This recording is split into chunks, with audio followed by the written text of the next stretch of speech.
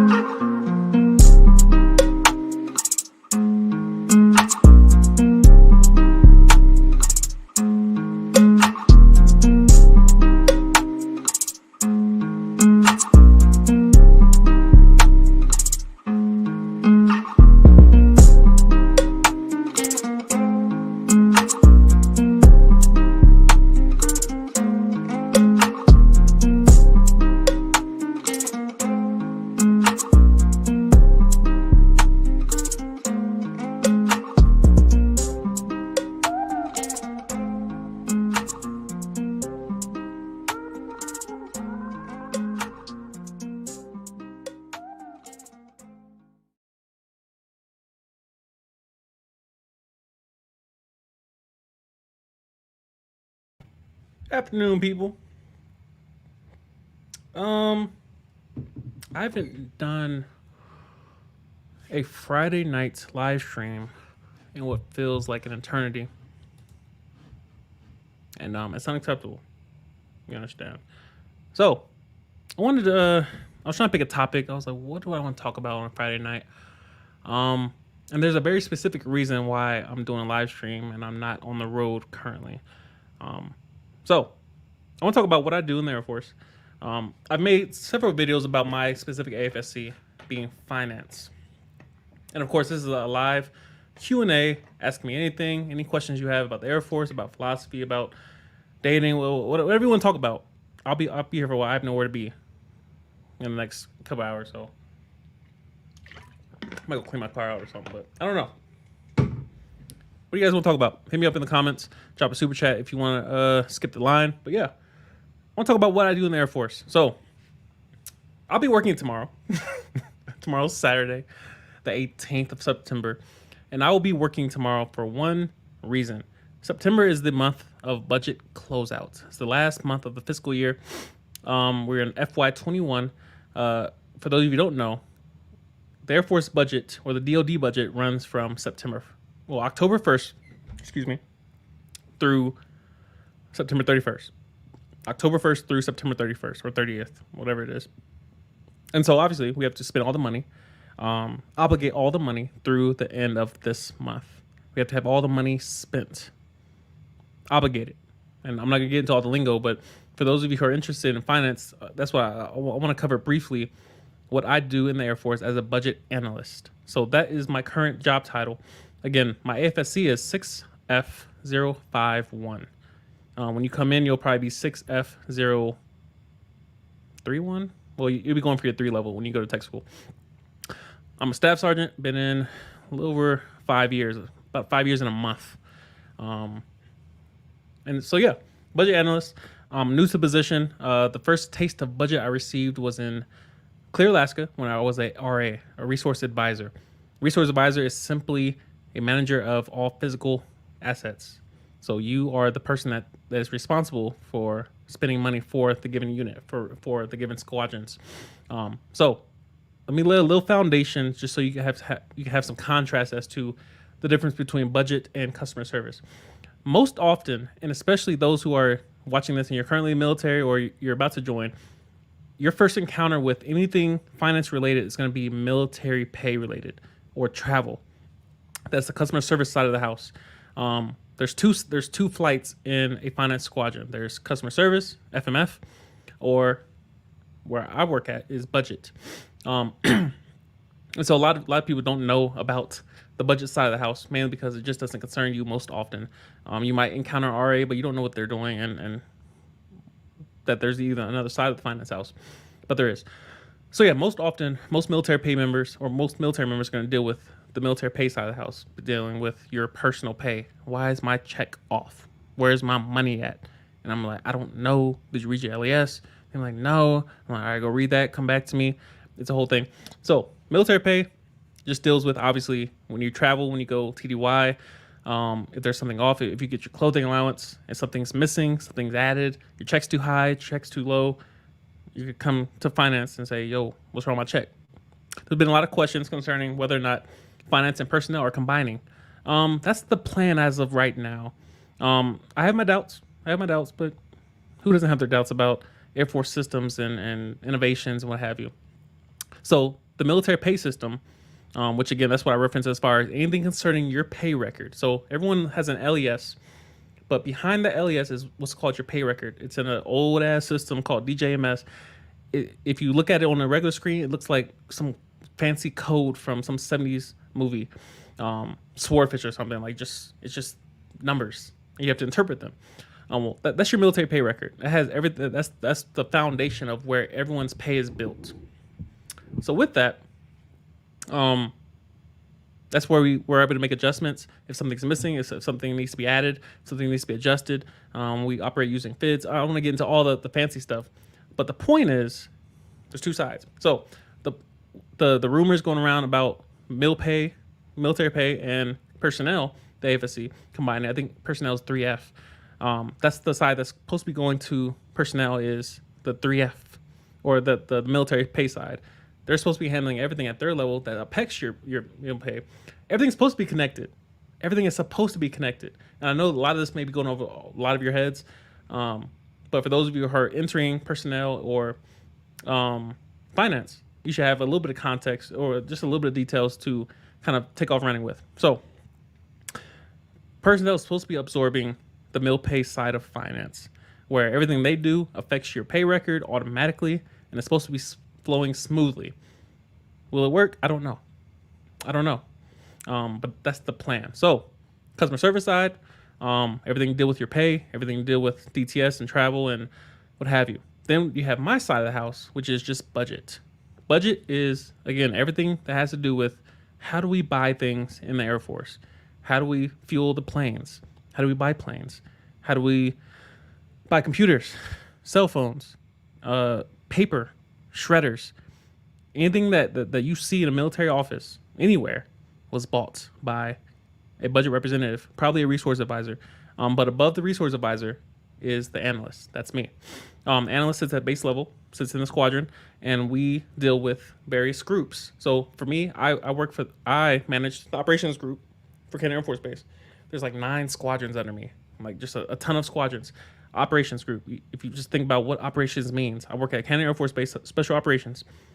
There's a ton of operations base here, or squadrons rather, and so I manage their group. Or I won't get into too many details because again, I'm gonna lose most of the audience. But for those of you who go to finance, it's good to hear this stuff from the outside looking in. So when you actually get in, when you go to tech school, when you begin your curriculum, you can understand some of these things from having someone who is already in it to tell you about it previously before you encounter the actual curriculum. So yeah, I manage a group RA, and then of course under her there's multiple RAs. Again, an RA, again, resource advisor, is just a person at the squadron level, at the unit level, who is hands-on with the leadership there. It's very difficult to have one person manage all these different units and interact with all the different commanders and leadership there, and solve problems at that level from such a so far away. So there's a ton of people involved, and that's kind of the point, is to spread out the work. So again, budget.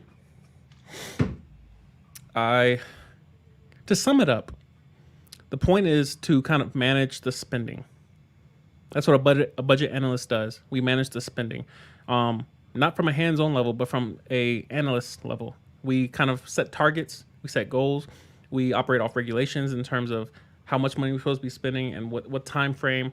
Obviously, we're in the last month of the fiscal year, so our goal is to be 100% spent legally. There's different colors of money. There's different lines of accounting that you have to obey in terms of, all right, with this line of accounting, we buy these certain things. With this color of money, we can only buy certain things. Only certain people can spend it. That's pretty much what budget is. The budget comes from Congress. So October 1st is when we're supposed to have a budget. We almost never do. So 30 September is when the budget's supposed to be spent. October 1st is when we're supposed to have a new budget. We're supposed to begin spending on that. It almost never happens. It almost never happens. Shout out to Congress. And so from there, we enter a CRA where we're under emergency funding. And from there, only must-pays are dealt with. Only must-pays. And so, yeah, that's how the budget begins. It's October 1st. We're supposed to be getting our money. We usually don't. Whenever we do get our money, initial distribution takes place. All the different branches get their money. From there, we go down, and appropriations, apportionments, all those things take place. And then it gets down to the base level eventually through the match comms. And I don't want to get too specific, but eventually the base gets their money, and it comes through the FMA office budget. And that's where we manage, all right, this unit, you have this much money, status of funds, this is how much money you have to spend over this first quarter, second quarter, third quarter, fourth quarter. We have targets set. We're not supposed to be target chasing per se, but the point is to kind of manage the process of spending to make it smooth as possible, to have a plan, execution plan, and then over the span of the year, we manage and we manage and we manage. There's multiple ways of spending money, different contracts, and GPC, which is essentially a unit credit card. But that's pretty much an overview of what I do as a budget analyst in the Air Force. I can hear the questions. Does it translate to the civilian world? I don't know. I've heard of many different programs of people who are budget analysts going TDY to Apple, going TDY to Google, and kind of working alongside them. I've heard of officers doing it. I've heard of NCOs doing it. So it might be something I might be able to do. I don't know. But those are kind of specialized programs. It's not really official, but they're available. Also, I've heard of, obviously, you can go work for the federal government. So you can get out the military as military and come back to work for the federal government as a civilian. Work in the same office, except you just wear civilian clothes. and you do the same job essentially. So there are options in the civilian world to do the same job. Now, does this translate to, let's say, a civilian accountant? I don't know. I don't know. Will they trust you with military experience to just translate directly into civilian capacity? I'm not sure. I don't know. But yeah, that's a little brief overview of what I do. I know I hear a lot of people coming into finance and they've never heard of the budget side. You can come into the military tomorrow, go through basic training. Let's say you go through tech school, maybe 30 days or so, come to your first base. You can be a budget analyst as an A1C. You probably won't, but you might start off as an RA, resource advisor, where again, you're at the unit level, you're responsible for spending money, managing the spending of money, the execution of money. So you can start off doing that immediately. And you look at the numbers, these are big numbers. These are not, $20 here, $80 there. You're talking about 36,000, $500,000, $2 million here, 800,000 over here. It's some big numbers. It's most I've ever seen. I remember in Alaska, I was paying $500,000 electric bills. I'm like, who turn these lights off, people? Turn these lights off. So, it's different. It's different. It's a big responsibility. It's not something that, you're allowed to mess up on. Now, of course, you're going to make mistakes. The point is to learn and to grow. This point of a supervisor, I'm always sending my airmen, tests and quizzes. And all right, let's see if you know this part of, find this on the status of funds, respond with this answer. How much money do you have to spend? What's your commitment rate, in terms of execution, or, your obligation rate? Just kind of sending quizzes out to help them kind of learn the basics of what their core fundamental job is. So that eventually when I leave, or when somebody replaces me, or when it's time for them to execute alone, they're able to stand on their own 2 feet.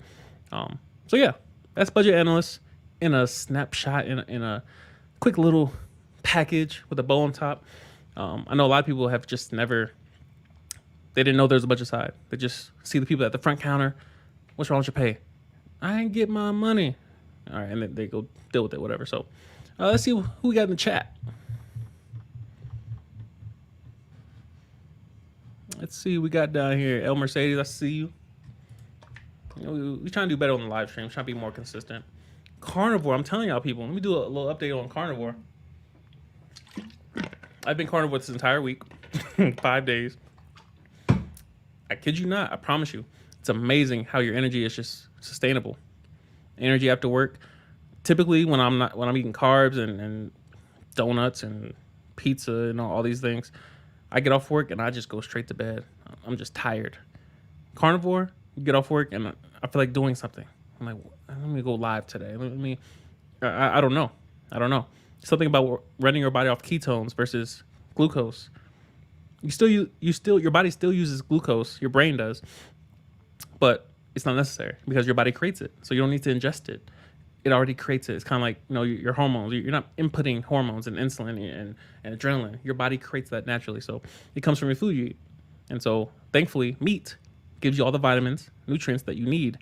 Whereas plants, where do you get B12 from? So I just enjoy Carnivore. I can't be perfect on it because it's very restrictive. It's highly restrictive. Even tonight, I was thinking about, do I want to quit? And not so much quit, but just kind of cheat. Just give me like 2 hours to go run up a check at the donut spot down the street. Let me just run up a check real quick. Didn't really want to do it, but I haven't done it yet. I'm just sipping on my electrolytes. It's a key ingredient in the carnivore process and the lifestyle, if you will. Electrolytes. But yeah, carnivore's been dope. You see almost immediate results in terms of your energy levels. You will see a lot of weight loss. You'll be peeing out electrolytes constantly, so you got to constantly refill them. You'll be peeing your ass off. But I enjoy Carnivore. Who else we got down here though?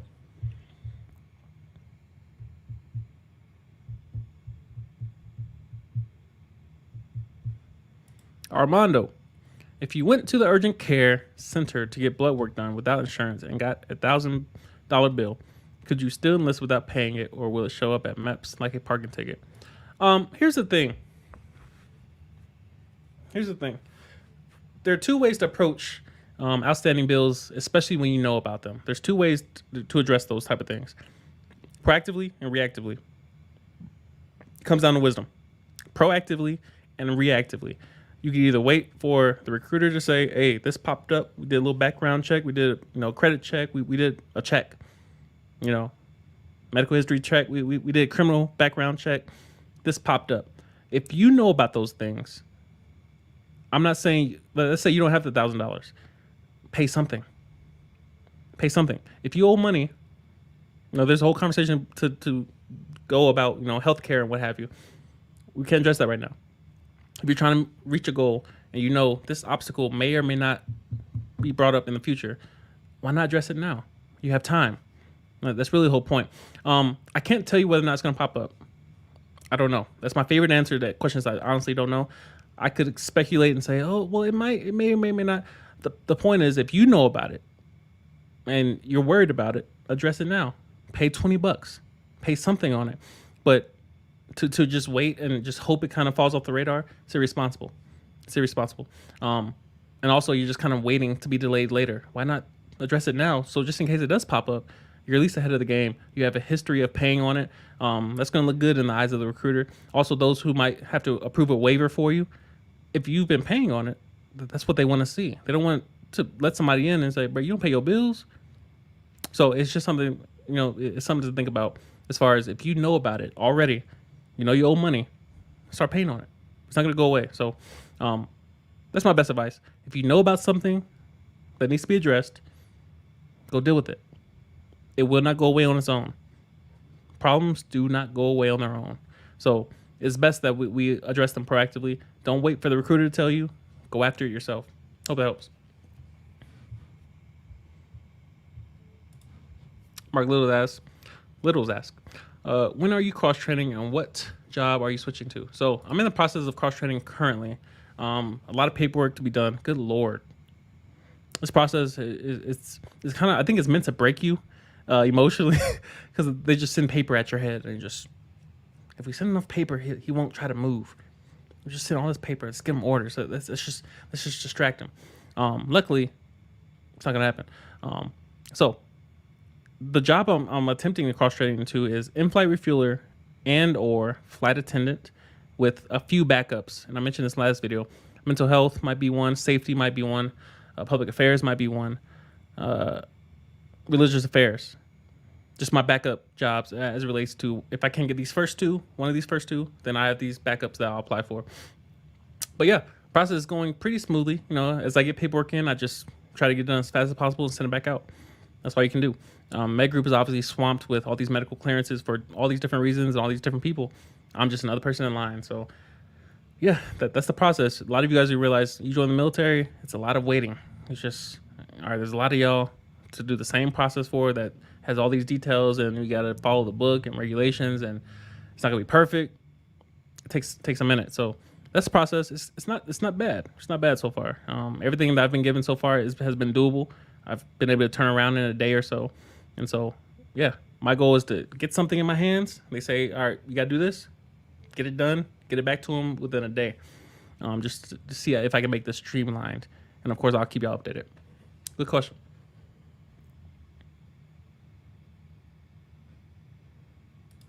Mercedes asks, how would you describe a chaplain assistant work life? Or would you describe talking to them? So the only experience I have dealing with chaplain assistant is going to talk to them personally, for personal reasons, as far as whether it be anxiety or just office issues, or if I'm just having a bad day and I need someone to talk to. That's what the chaplain assistant is there for. And that's why I signed up for that as well, in terms of a backup AFSC, because I enjoy talking. I enjoy conversation. And obviously, through this channel, I try to make it a platform where people can come for answers and for hope and for direction or guidance or wisdom or just perspective. And so, it obviously, at some point, I'm going to need it myself. And so that's the experience that I've had so far. Is just they're great listeners. They are great listeners. Obviously, they do way more than just talk to people. There's a lot of background work that I may not be privy to. But in terms of my personal experience with them as a customer, as a patient, if you will, great listeners. Great listeners. They may not have the answer, but they're there to ask questions. Kind of like what I do here. I don't have all the answers. I have perspective, and I'm great at asking follow-up questions and getting to the bottom of it and peeling back layers. So yeah, that's been my experience so far with chaplain assistants, religious affairs technicians, if you will. Yeah, great listeners, just people that can provide a different perspective. You might be too close to it. A lot of times in our own personal situations, we're just too close to our own issues to where all we can see is that issue and we're just trying to fix it. We're trying to fix it when you have somebody else who just flanks your position and they say, "Right, it's not that simple. Just fix this right here. Just turn that knob right there and it works." I'm like, how did I not see that? We get tunnel vision. We can't see anything outside of us. And so sometimes it helps to just hear someone else's opinion. Let them ask you a question and they say, "Hey, just do this right there." And it's done. And sometimes even on this channel, some people just bring in they think it's the most difficult issue in the world and they bring it to me and I'm like, just do that. It might be simple. Most often the most difficult problems that we're dealing with have very simple solutions, but we're just too close to it. So religious affairs has been a great asset in that way of just having someone else look at your situation, look at your life, listen to your opinions, your perspective, and they can kind of point out the blind spots, that you're experiencing. So great question. Tommy Collins down here, I see you. What's good? What is my channel about? My channel is about wisdom. Wisdom as it relates to obviously your life, but in relation directly to the Air Force experience, the Air Force lifestyle, a lot of things that you'll probably never experience until you're here.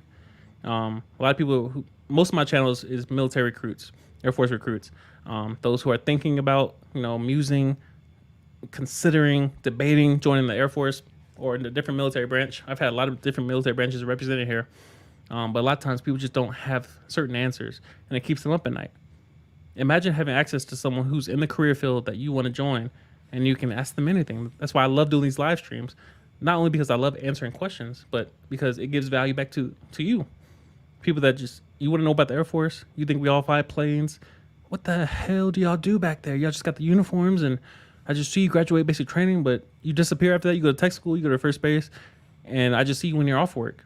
Most people have no clue what the Air Force is like outside of what they saw in a commercial. Well, that's what I try to provide here, is just a well-rounded perspective as it relates to military life, Air Force life, the PCS process, the TDY process, deployment process, all these different things, dating in the military, everyday life. What time do I go to work? What time do I get off?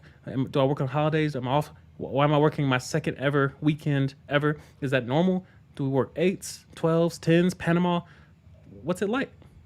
Well, you won't get every answer because I'm very quick to say I don't know.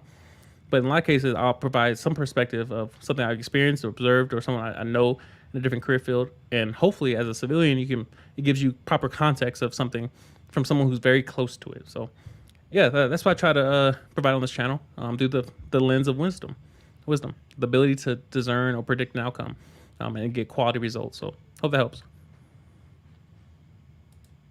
Got Irish Mick down here. Was good.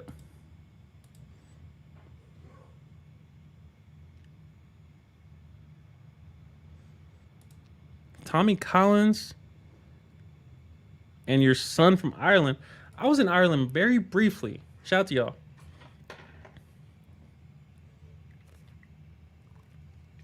Shout out to y'all. Landed briefly in Ireland. Coming back from my deployment. Had a nice beer and some cheese, if you will. I'm quite bougie if you haven't noticed.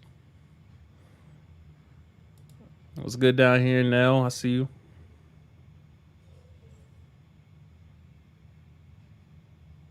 Who else we got here? Jasmine Johnson. I see you. It's been a minute. Who is my favorite philosopher? Mine's Dionys. Who is my favorite philosopher? I struggle to keep one in the pocket, one in the chamber. To just choose one is probably so difficult. I listen to a lot of Confucius. Sun Tzu's up there. I'll also classify Robert Greene as a philosopher, even though he's just an author. But a lot of his teachings, quality. A lot of his insights are quality. Dr. Mike Murdoch, he's a Christian pastor. Quality philosopher. Ravi Zacharias, the late Ravi Zacharias, just passed away recently. But he changed a lot of my insights in terms of looking at the world in absolute nature and trying to answer the elementary questions that plague us. Ravi Zacharias is definitely up there. John Lennox also kind of worked with Ravi Zacharias back in the day. He's a mathematician from Oxford, philosopher, and to get a mathematician's view of the world, it's probably the most it's probably the most sound in nature because he has that foundation of mathematics where he knows where proof comes from. Proof only exists in mathematics. So when you have someone who can come from that framework and say, all right, I know what proof is. So now when I go to look at evidence, which everything else lies in, your view of the world is just, it's so sound in nature. All his arguments are sound because he knows the difference between proof and evidence and correlation and causation, to where his arguments, it's beautiful. Also, I happen to enjoy Richard Dawkins at times, even though he's wrong about a lot of things. Harris, what was his name? Sam Harris. He hits me for, he has a couple ideas. I don't know. Jordan Peterson, obviously. Again, these are not philosophers per se, but these people that they tend to philosophize, if you will. Kind of like me. I'm not a philosopher. I just like ask questions, and I like trying to answer questions, the hard questions. Who else? I don't know. There's a lot of people that I listen to, but those are probably the people that have influenced me the most in terms of my belief systems. What's his name? I can't think of his name. He just got cut off from he just got deleted from YouTube, which is unfortunate. But yeah, I have a lot of favorites, philosophers, in terms of just information, in terms of questions. Oh my God, the names escape me, but yeah, great question. Great question.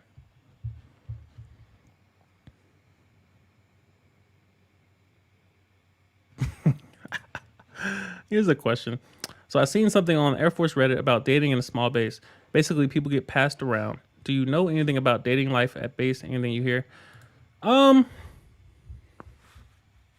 can I answer this in the most responsible way possible?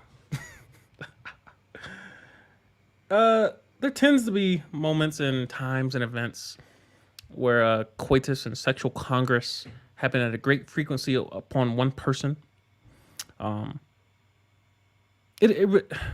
one thing I hate doing personally, you understand?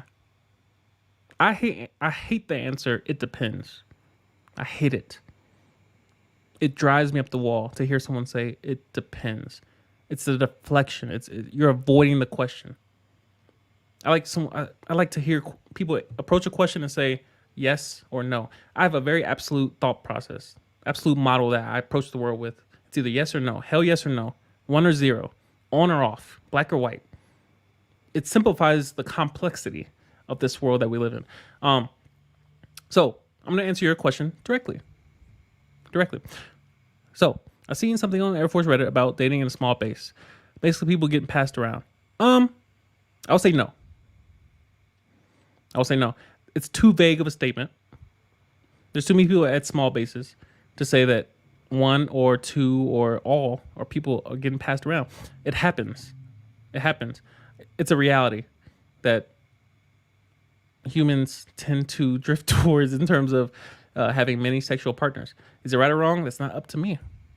You understand? It's not up to me. People make choices. Then results, people got to live with. So when it comes to people getting passed around, one thing I can speak to is dating. Dating is probably an easier topic to address because just the first part is just kind of conjecture. People getting passed around, I don't know. You might be watching too many red pill videos. But yeah, the dating piece. Let's see.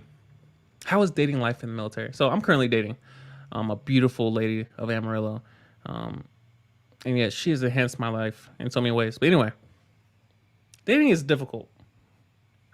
I almost made a whole live stream today, this video, on just dating, because it's such an interesting topic, especially as it relates to the military lifestyle.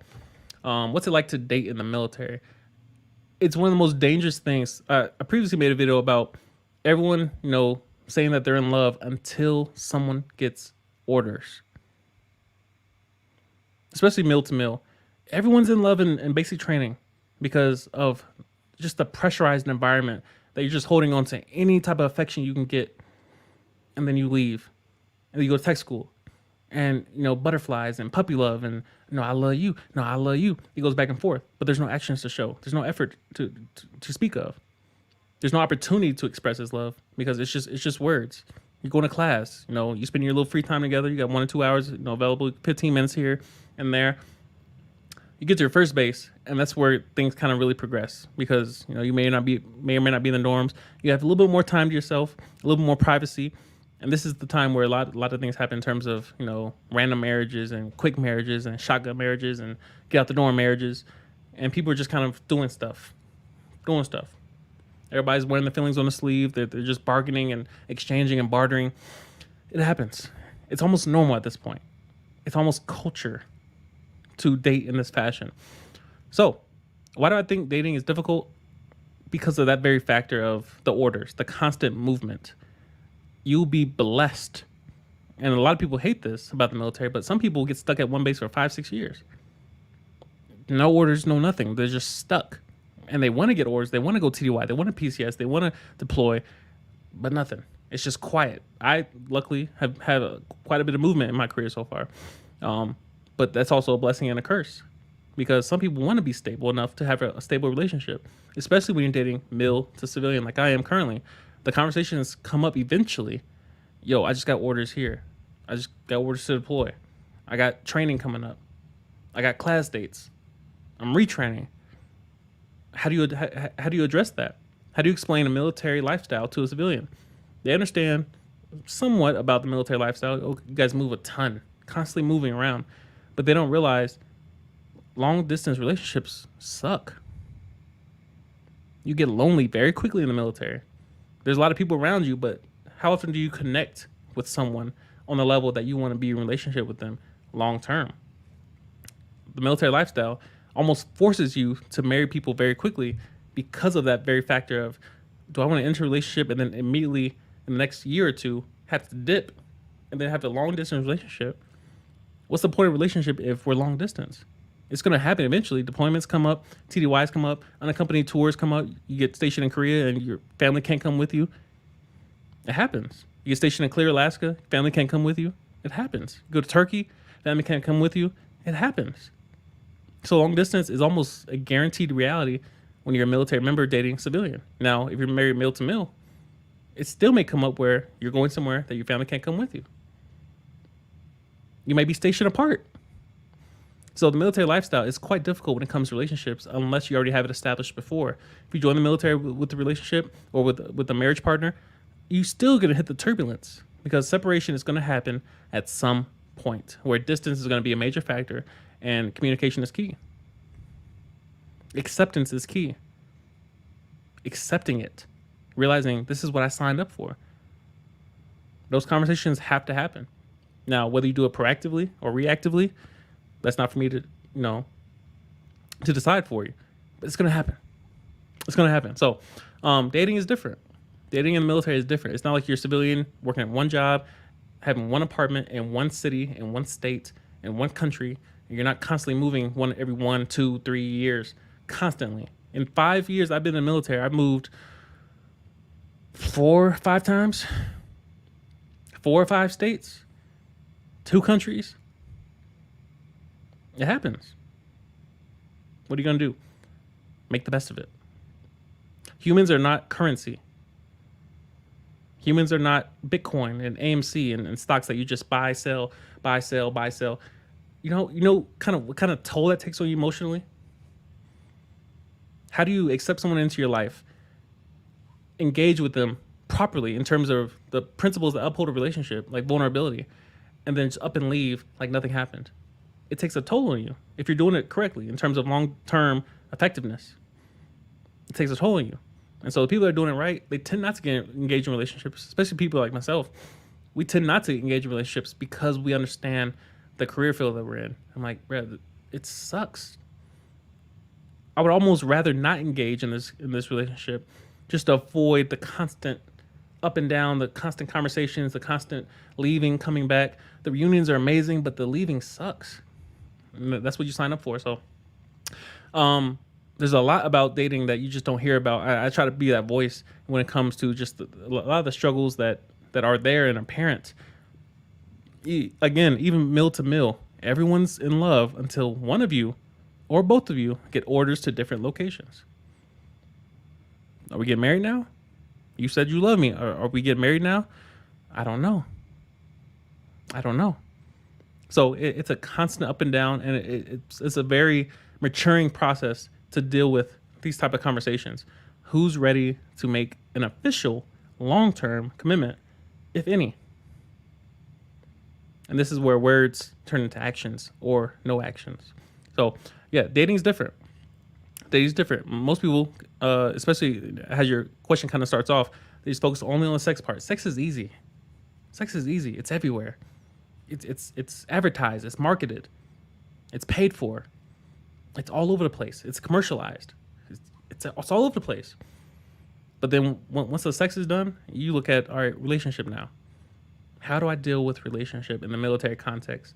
And that's what a lot of people hit a brick wall when it comes to random loneliness popping up. Just loneliness. Because you're surrounded by people. You work with the same people 8 hours, 10 hours a day, 12 hours a day, 16 hours a day. You see the same people. You may not want to date those people. You might see them too much. So of course you're trying to go off base or outside of your office, and then you're still dealing with the same issues because you're military and you're constantly moving. It's the reality. So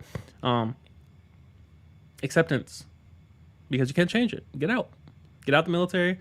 Spouse can join. You're still going to deal with deployments, separations, unaccompanied tours. So yeah, not to be repetitive, but it's different. It's one of the most different dynamics when it comes to relationships. And a lot of people are just hitting walls because they're unprepared for it. I don't know how you prepare for that, but it's something you should be at least aware of. So hope that helps. Hope that provides a little bit of context.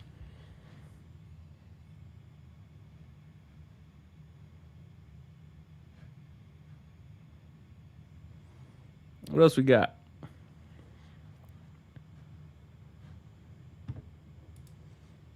Tom asks, still trying to cross-train to load or boom? Boom currently, yes. Yeah, boom operator. Armando asks, what is carnivore? Carnivore is simply eating only meat. That's it. No vegetables, no carbs, no sugars, no sweetener.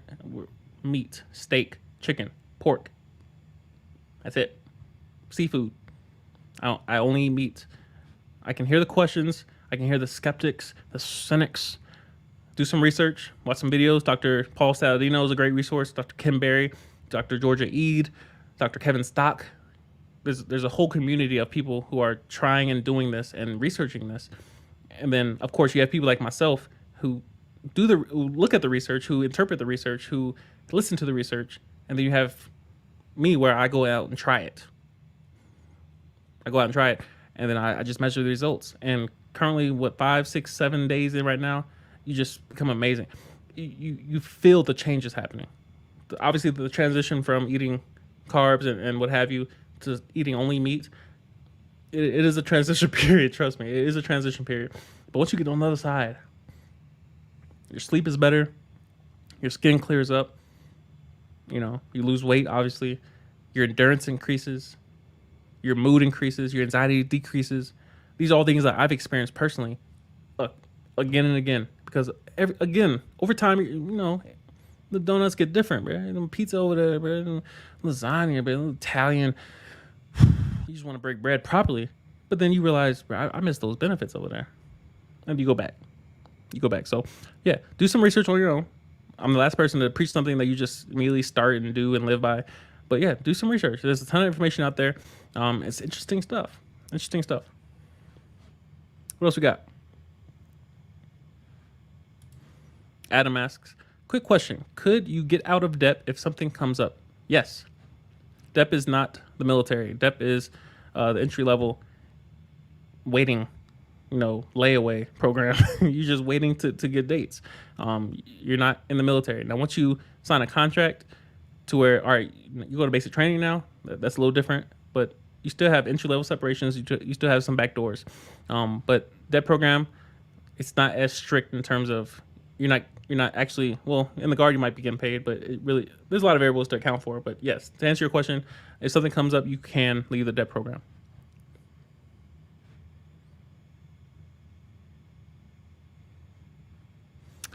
Let me take a quick little break, and I'll be right back.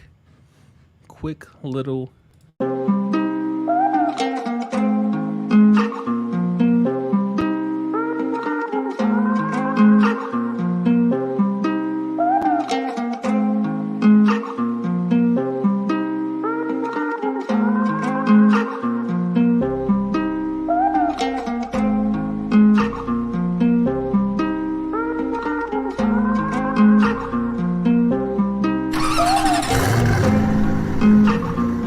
Oh yeah, Cashapp.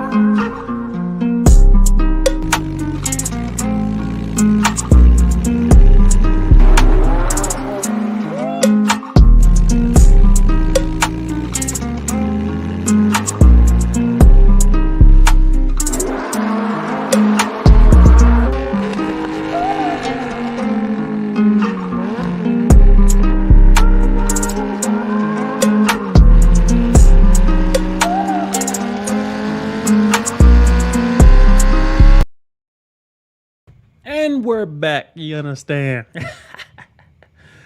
Something about electrolytes that run through your endocrine system that require you to visit the facilities at a frequent amount. Shout out Leisha in the chat. It's an amazing woman. I'm telling you, there comes a time in your life, you understand? Quick little tangent. There comes a time in your life where you realize that someone's different.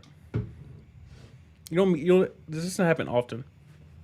She's the first caliber of woman I've met in 29 years. 29 years. You don't let quality go. You do not let quality go. So shout out to her. She's a quality individual. Who else we got down here in this chat? All right, so I want to answer this question. Jay Smooth, what is, in your opinion, the best way to prepare for PT or per se all the physical activity and basic training? I spoke about this a long while ago, probably some years. Becoming an athlete. It's a concept that most people don't really think about in terms of basic military training, because most people just don't have context of what you're doing in basic training. The biggest factor when it comes to basic training is durability, stretching, hydration, endurance. Basic training is not difficult. It's not hard. This is the Air Force we're talking about. The Air Force is not difficult when it comes to basic training. What gets most people is the small little moments that they don't plan for, such as stretching. Depending on where you live, if you live in Disneyland, which is the newer dorms at Lackland, which I understand a lot of people are probably not going there for basic. You might be going to Keesler or what have you. But one thing most people don't plan for is stairs. One thing most people don't plan for is initial issue of your uniforms. It's heavy. When I went to basic training, I was 200 pounds solid. They hand me an 80-pound ruck of all my uniforms and boots and what have you. It was easy. But guess what other people got that weighed 80 pounds? The same amount. If you weigh 80 pounds and they hand you an 80-pound ruck and you're 5'3", that's a bit different than someone who's 6'2", 200 pounds getting an 80-pound ruck. It's different. Those who are older, I make all these videos about 24 plus, and when it comes to stretching, hydration, stretching is probably the most underrated factor when it comes to preparing for basic training. Marching, your legs will give out so quickly in the first couple of days. I'm telling you, the miles that you rack up in basic training is ridiculous, because you march everywhere. Unless it's lightning or thunderstorms or raining crazy, you're marching everywhere. There are no cars. There's buses for those emergency cases, but in most cases, you're marching everywhere. Shin splints. People go to MedHold and they're sitting there for weeks because their shins. We all deal with it. I had shin splints. I didn't complain. I didn't go to the doctor about it. I'm like, you ain't better put me in MedHold. I had a rash because we had dog tags. I had a rash. No, I'm not going to MedHold. So there are many things that you have to deal with when it comes to basic training and the preparation thereof. But becoming an athlete, think about what athletes do to keep their bodies in shape for an entire season. That's what I advise to people of, like, all right, they're looking at the test, the PT test, and like, all right, I got to run a 10-minute. No, you should be aiming for 7, 6, 8. Aiming to become an athlete, stretching, hydration, the whole routine, the whole lifestyle of an athlete is what you should be doing for basic training, because you can't plan for all the variables. But an athlete that's thrown into any situation is probably going to be more prepared than a regular civilian that just showed up, weighing less or weighing the Air Force standards. My standard was 202 pounds to go to basic training. I came in probably around 204, just stacked. But, that weight catches up to you. You get to basic training, you're either going to gain or lose weight. That defect hits you, you start breaking bread properly. I might gain or lose weight, but your body still has to adjust to those stressors. And so, yeah, I would recommend making a list of things that you know you're bad at. For me, it'll be stretching. For me, it'll be endurance, running, eating. But those are things I had to focus on for basic training, because I knew if I go to basic training, I'm not prepared for these things. It's going to just be added stress on top of everything else. The last thing you need is for physical fitness to be a stressor while you have everything else to deal with too. You got to learn and retain the information that's given to you. You got to learn how to march. You got to learn how to have your do dust downs, have your uniform set up, have your wall locker set up, follow instructions. You got to sit in class, stay awake. You're getting all these instructions barked at you. That's a lot of stress already. And then on top of that, you're out of shape. You can't have that. You won't be limping around and pulling stuff and yeah, that's the last thing you want. So becoming an athlete means all around preparation. All the weaknesses that you don't know about, ask someone, hire a trainer, have them identify. All right, your ankles are not very flexible. One hip is higher than the other one. You need to stretch your hip flexors. Your hamstrings are weak. Your buttocks are not strong enough. All those things that a lot of people don't find out until the injury happens. Injuries are just revealing you're probably not flexible. Most injuries in basic training they're most likely coming from the lack of flexibility. So that's my best advice. Hope that helps. Ty Miller, I see you down here.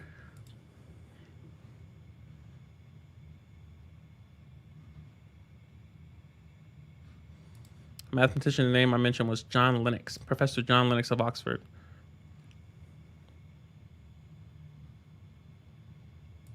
That's a fact. Robert Watkins asks, any opinions on air traffic controllers? I ship to basic training next month, and I'm just curious of your opinion on the people you've met and any hearsay on the job. Here's an interesting thing about air traffic controllers. When I worked in Nashville, Tennessee as a commercial bus driver, my immediate boss was former Air Force. I didn't find out until like a week before I went to MEPS. And she was an air traffic controller. She loves her job. I'm still connected with her on Instagram. She loved her job. She does it now on the outside. Highly competent. She loved it. Now, there was one moment I spoke to someone who was in the tech school when I was in tech school, and I think we were sitting in the same table or near the same table, what have you. And I asked him what his job was. He said air traffic. He said it's just a lot of studying, a lot of learning, phrases and what have you to communicate with pilots or those on the ground. He said it was one of the more difficult tech schools. Take that with a grain of salt. In basic training, you will have a lot of communications going back and forth about this is hard, this is difficult, this is too easy. Don't even study for that. Don't worry about that. The next week is easy. Beast week is hard. Who knows? Those are all subjective measurements. Those are all experiences. So to ask one person what their experience was and then take that, and run with it, it might be a bit irresponsible. So take that with a grain of salt that, studying will probably get you across most finish lines. Preparation will get you across most finish lines in most cases. I'm not the best budget analyst. Trust me. I am not the best budget analyst. I'm not the best customer service, anything. But I have notes. I study. I prepare. When I went up for BTZ, I didn't have the best package, but I was prepared. That's the difference. When I tested for staff first time, I didn't have any promotion statements. I was probably right down the middle in most cases, but I prepared. I studied. That's the difference. Most people think coming to the Air Force, you're going to be the smartest person. No, you have to prepare. You have to study. If you're willing to study, you're going to beat most people. Most people. When it comes to a competition, anything, if you're prepared and the other person is not, you're going to beat them. So that's the mindset I would take when it comes to going to ATC school. You might see a lot of people dropping out, a lot of people washing out. Be different. Preparation. So don't be discouraged. A lot of people will say, oh, it's too difficult. You got to learn all these phrases and, you got all these PCs you can't fail and progress checks and what have you. That's what most career fields, progress checks. My airman is in tech school right now for finance. Progress checks. Find this and line of counting and do whatever. You got to learn it. And some things I got to learn right there with him so I can help him with it.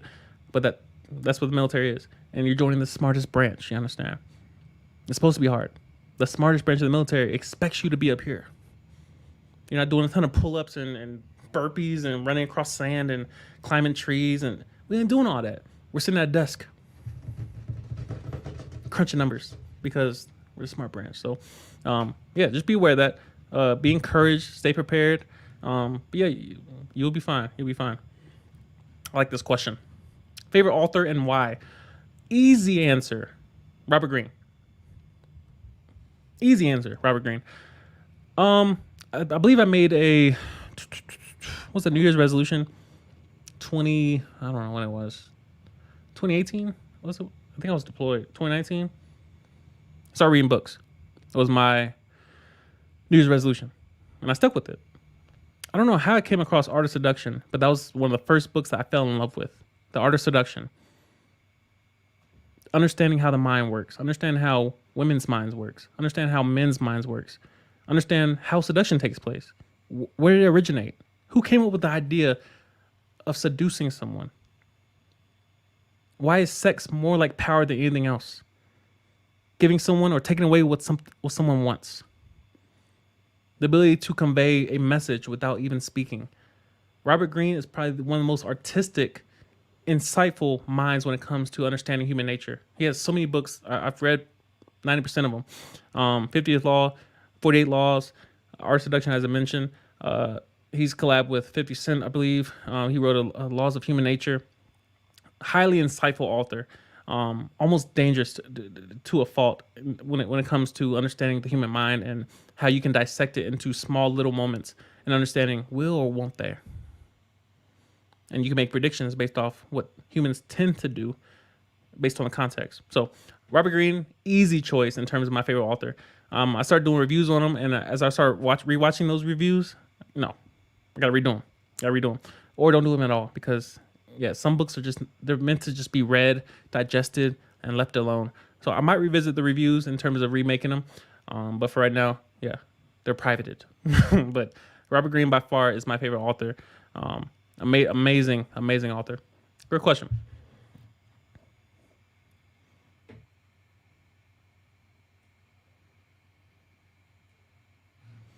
Here's a good question. G asks, I have a family, a house, and an stable job that I don't see myself doing anymore. Am I crazy by wanting to join the Air Force as an active duty member?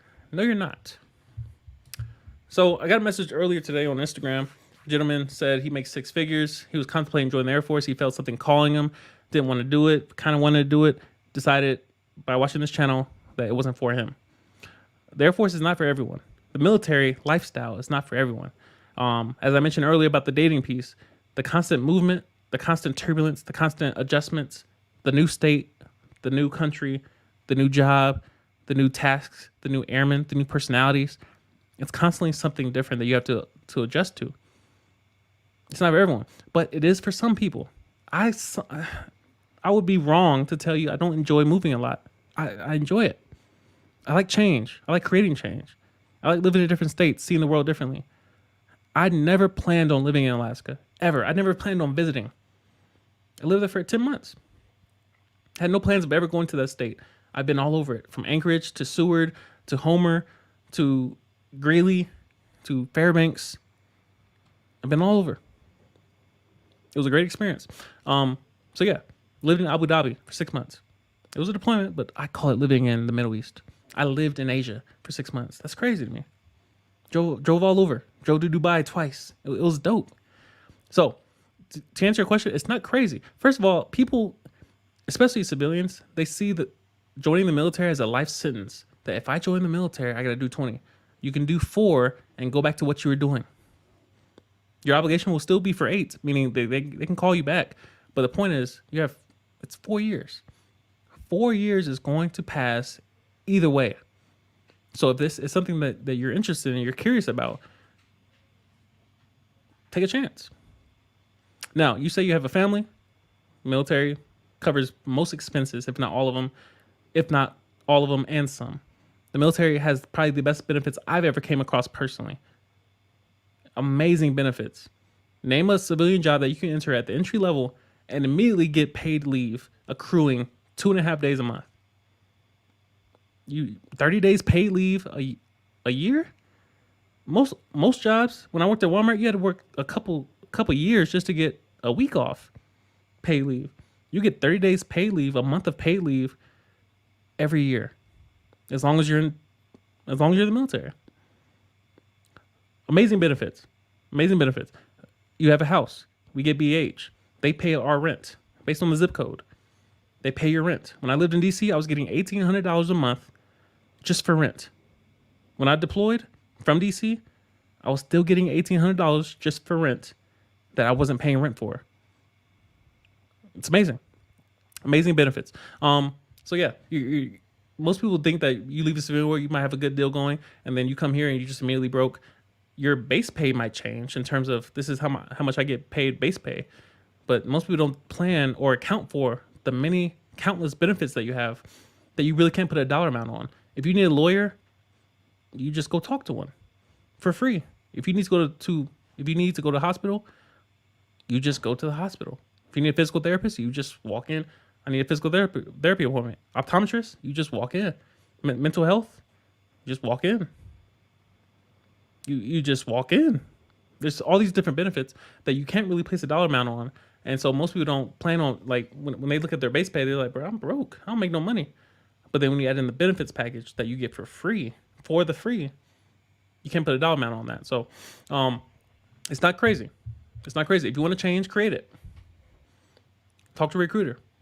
Obviously, you got to do your studying. Check out my playlist on Air Force Library. I have countless videos on Air Force content of how you should be approaching the military process, join the Air Force, the things to look out for. Air Force Library, I have a whole playlist on just Air Force content, hundreds of videos. So let that be a resource to you. But yeah, it's not crazy. It's not crazy to want to change, to create change. The military is not going to send you to the front lines infantry. First of all, Air Force doesn't have infantry. So you're not going to the front lines with a musket and just fight the bad guys. No. So don't overthink it. Again, check out my playlist. Provides a lot of different insights and perspective from someone who's actually doing it that you can provide, yourself. First of all, it provides to your family as well. It's like, this is what I want to do. And if they have questions, they can watch too. They can ask me questions, come on here and ask me questions about, family lifestyle, things to look out for, things that you might be worried about losing sleep over. It might not be that deep. It could be very simple. So I highly advise checking out the Air Force Library playlist on this channel. But yeah, go for it. Go for it. Get nothing to lose. I did not make that beat. I did not make the beat on the intro. It's dope beat though. Shout out to Nick Gers. Happy birthday, man.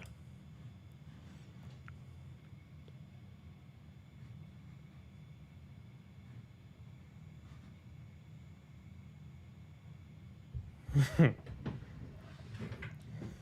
see who else we got in here. Igor asks, how long does it take to become a U.S. citizen after enlisting? I don't know. There's a woman in my office who's currently highly competent customer service technician, and she's not a citizen. So you can work in the military, travel all around, and whatever, be an active member in Air Force, and still not be a citizen. Eventually, they'll probably get awarded to you or what have you. Depends on the process, which unfortunately I'm not aware of. But yeah, it's possible. It's possible. Check it out. My boy Dale Green down here. I see you. My boy Dale Green always down here with the good questions. Hit me with something, Dale. Hit me with something. He already had it. Who else we got down here? Alex asks, why do you think security forces get such a bad rep? My recruiter tells me all the bad things I hear about SecFo are just airmen who got in trouble in their careers and they are salty. Here's the thing about security forces. Security forces is different. So we have to lay a couple of foundational ideas already. So the Air Force is already the stepchild of the military branches. The Space Force even more so. We are not a very physical branch, although we can be. There are certain AFSCs, such as Battlefield Airmen, that are very physical. Like, their job is to work out. Their job is to work out because most of their job is physical. Security forces is one of those jobs that is universal in terms of the other military branches. There are military police in every branch. Every branch. I worked at the Pentagon. There was civilian force that was their own police force. There are many different military branches or military forces across the military branches, and federal facilities and what have you. So security forces, in a lot of ways, there are infantry. The Air Force does not have infantry. We don't have people that are only riflemen and they just grab a gun and somebody points and they run over there and somebody points over there and they run over there. The Air Force doesn't have infantry. We are specialists. You will see a lot of airmen embedded in other, sister branches because they don't have specialists for the specific jobs. Perfect example would be weather. We have weather airmen that get embedded in other units because they don't have specialists for weather. Paid agents, finance. We can get deployed with any special forces unit and just go with them wherever they're going. And if they need money, they need to buy something, they need to acquire something, we got money. They need to buy a laptop, we got you. Paying agent, let's go. So yeah, the Air Force does not have infantry. So when it comes to security forces, they're the closest thing to infantry that we have. So when you think of 10-hour, 8-hour, 12-hour shifts, it's probably security forces or people working on the flight line. When you think of mission essential, who needs to come to work every day, rain or shine, sleet, snow, hurricane? Security forces. When you deploy, who's working the longest hours? Flatline, security forces. So when the security forces probably, when they look back at people like myself who work indoors in AC, sit at a desk all day, work 8 hours, and we get upset when we're working 8 hours, 5 minutes. This is my second weekend I'm working tomorrow. The second Saturday of my career that I'm working outside of deployments, which is just a different schedule. This is my second Saturday I'm ever working. For some security forces people, they work every weekend. And then they have like Monday and Tuesday off. And they're like, why can't I ever have a weekend with everyone else is off? Or when they're off, it's during the day. And so they sleep at night or they sleep during the day and they're off at night. It's weird schedule. But again, you look at their job task is to guard the stuff. And so it's different. So when you think of security forces get a bad rap, it's not so much that they get a bad rap, is that we get a bad rap for not being security forces. You're like, why do you get to work at the desk and sit inside and we got to patrol stuff? And of course, who gets policed by security forces? Us. We getting pulled over. You were doing a 35 and a 30. Brett, did you just pull me over on the way to work, Brett? Did you just pull me over doing 35 and 30? Don't worry about it. What's your name? I'm going to go look through your DTS vouchers and do a quick little audit because I'm sure you got some stuff in there. Get you a little debt processed. Security forces, it's different. It's probably the most different in terms of the divide between people that work at desks, people that work civilian type jobs, nonners as we're called, versus people that carry guns, people that are constantly moving around. People, when they deploy, they're actually doing probably the closest thing to war. Where when I deploy as finance, I deploy possibly to be a paid agent, but in most cases I might be sitting in office. I deployed to do finance. There is no position outside of probably security forces or battlefield airmen where their first job is to grab a gun and to guard something or to shoot at something or to patrol something. It's different. And so I don't think they per se get a bad rap, but it's one of the closest knit communities and definitely one of the largest AFSCs in terms of population of a given squadron, where they're just kind of geographically separated from everything else. Flight lines, nothing. It's a culture to work on the flight line where you're just geographically separated from everyone else. You might not get a lunch. You might have to bring your lunch and eat it in the facility right next to the flight line, right next to the bird, because you work in long hours that day. You work out in the heat. It's a different lifestyle from a lot of the other Air Force AFSCs, and they at times get a bad rap, and then we get a bad rap as too, bad rap, just because we're not like them. And like, what are y'all complaining about? Y'all sitting inside. Like, that's what we're complaining about. We're sitting outside, bro. I wish I could ride around in a truck and listen to music, pull people over. So it's different. It's always the grass is greener complex of they think we're living it up and we think they're living it up, but not really because I'm off this weekend or. It's a constant battle of little sister to big sister. Well, when I was your age, I didn't get away with that. We're different. So, yeah. Also, not to mention, security forces doesn't require the highest ASVAB scores to get in terms of that career field. A lot of people want that career field because they might want to be officer on the outside or work for the police force. But yeah, it doesn't have the highest standards in terms of you got to score this crazy high score to get security forces. It's among the lower AFSCs in terms of requirements. So Obviously, a lot of snarkling and going back and forth can come along with that. But yeah, they have a job that I'm glad I don't have to do. And so I'm grateful. But yeah, that's a little summation about security forces. It's not bad. It's not my cup of tea. It's not me. It's not something that I would look out, and plan to do. But it's available. It's there, and somebody has to do it. So shout out to them. What else we got?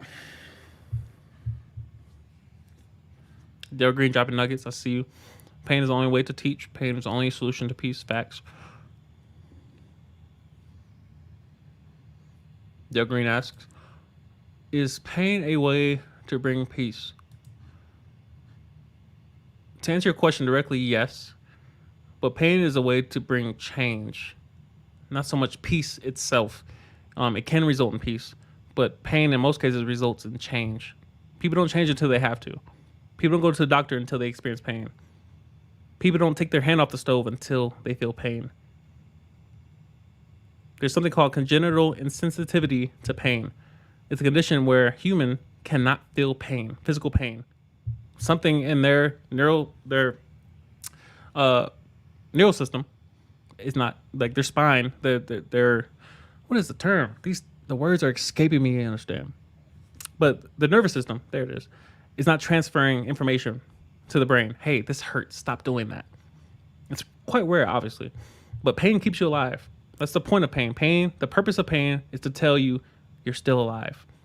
If you didn't feel pain, you'd be getting hit by trucks and getting bit by snakes, and you would never know. You just wake up one day, why is my leg swollen? Pain tells you, hey, stop doing that. It's gonna impede your survival. It's gonna interrupt that. Keeps you alive. The only difference between a nightmare and reality and danger is pain. You can be in a nightmare and be sweating and your heart's racing and you think somebody's chasing you, or you can't breathe, or you can't run fast enough. Your mind thinks this is reality. The only difference between danger, which is based in reality, and your imagination, such as a dream, is pain. Pain tells you what is real.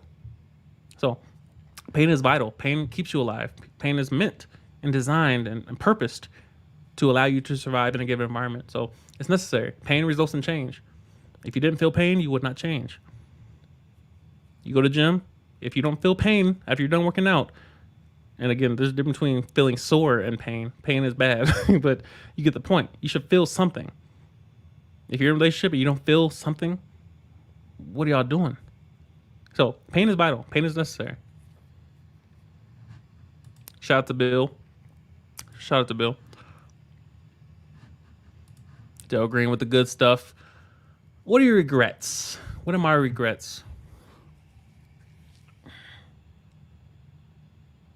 What do I regret? Most often people answer this question, I don't regret anything because it made me the person I am today. I absolutely hate that answer. The answer is not valid. It's unacceptable. Don't do it. Don't answer that way. People regret stuff.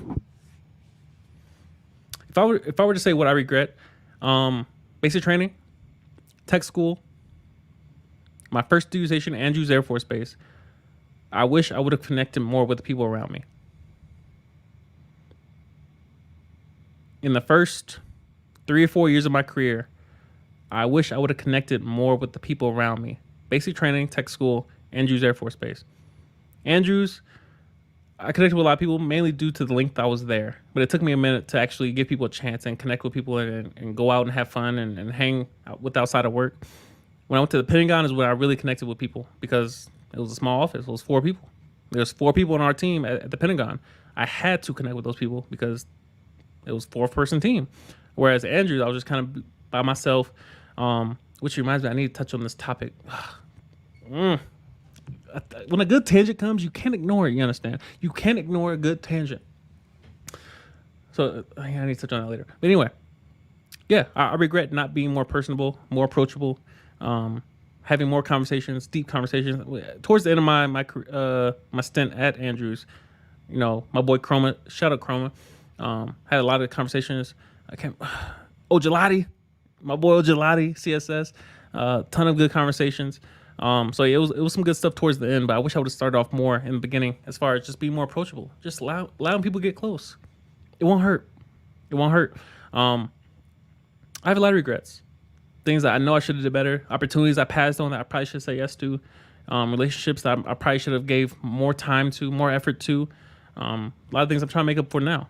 Cannon, I go to most outings in terms of, we're going out to have a drink. We're having a little house party. We're having some Trulies on deck, right? Come through. My current relationship, giving effort to it. It's not about the end result and trying to look 10 years down the road. Today, did I hit her up? Did I say I love you? Did I ask about her day? Did I listen? Did I retain the information?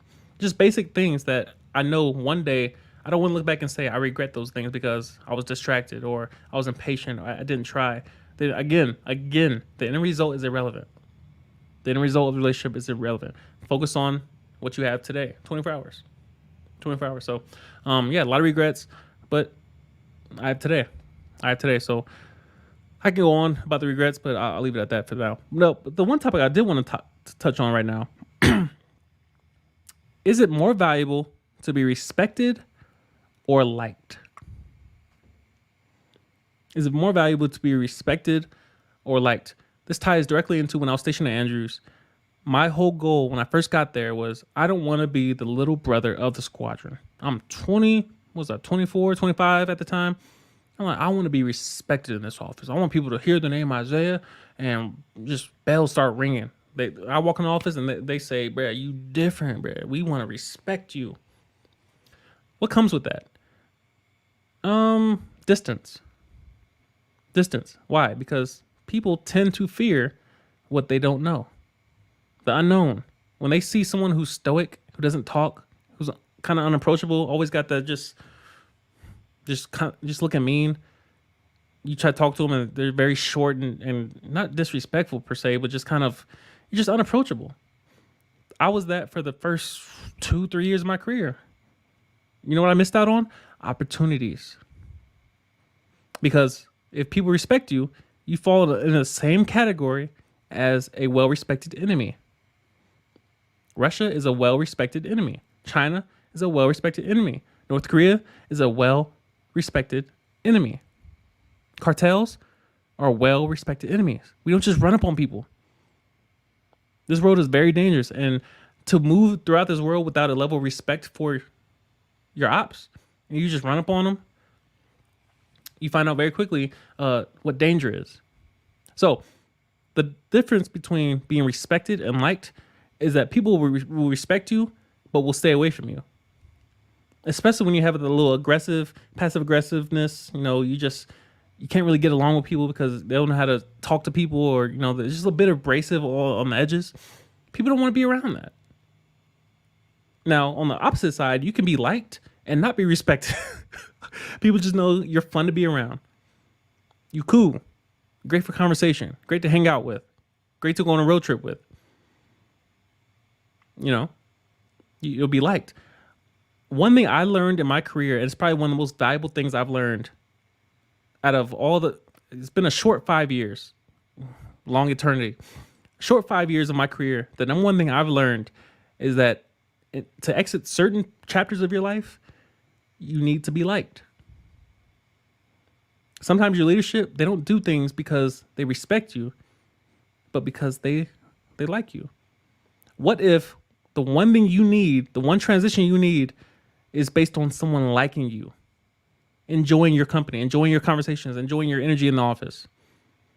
It's one thing to walk in and people just respect you and enjoy it.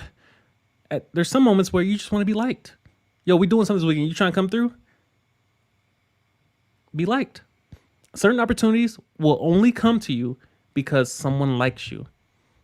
Certain chapters in your life will only end and begin because someone enjoys you. Certain opportunities, certain conversations, certain volunteer, whatever, career opportunity, professional upgrades, promotions. Sometimes it only comes because someone enjoys you. And sometimes you can be so focused on, but I just want to be respected. I want people to run over me. Cool. But that comes with its drawbacks as well. Now, can I do both? I believe you can. Setting clear boundaries establishes respect. Enforcement of those boundaries establishes respect. The rest of it, building rapport, taking an interest in someone else, that person begins to like you. It's simple science. It's biology. Taking an interest in someone else gives back to you. When I enter my relationship, I start off pursuing the other person. It's not about asking and demanding and setting, and you gonna do an entitlement, and you gonna treat me this way, and I want you gonna kiss me every 2 minutes on the dot. I need a good morning text. I need a good night text. I need you to, meet me for dinner, and you gotta dress this certain way, and you gotta have this amount of makeup on. You're just gonna, that's too much. That's not how you deal with humans. That's too much. But by pursuing somebody, by asking questions, by taking interest in what they want to talk about and learning who they are as a person and their pet peeves and what they would like, it's vulnerability. By doing so, that person begins to like you. If you let them talk about themselves, that person begins to like you.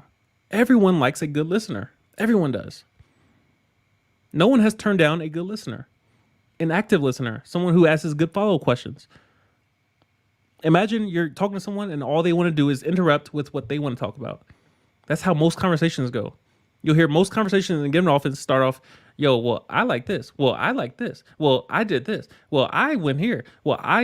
It's just people constantly change the narrative every 2 minutes, but rarely you'll hear, well, I like this. What do you like about that? When's the last time you did that? Where's the last time you did that? Who'd you go with? Just asking follow-up questions. It's a rarity, and it's unfortunate, but it's rare to hear someone take an interest in what you're talking about and only ask follow-up questions. They're not trying to insert their opinion, trying to insert their advice, they're just interested in what you think and what you did and why you did that. Your thoughts. That's how you build rapport with someone, is giving, listening. So, my verdict is you can do both.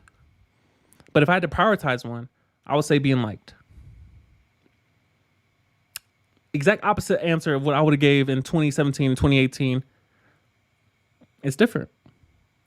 You start growing in maturity and you realize if this chief likes me, that's a lot of power.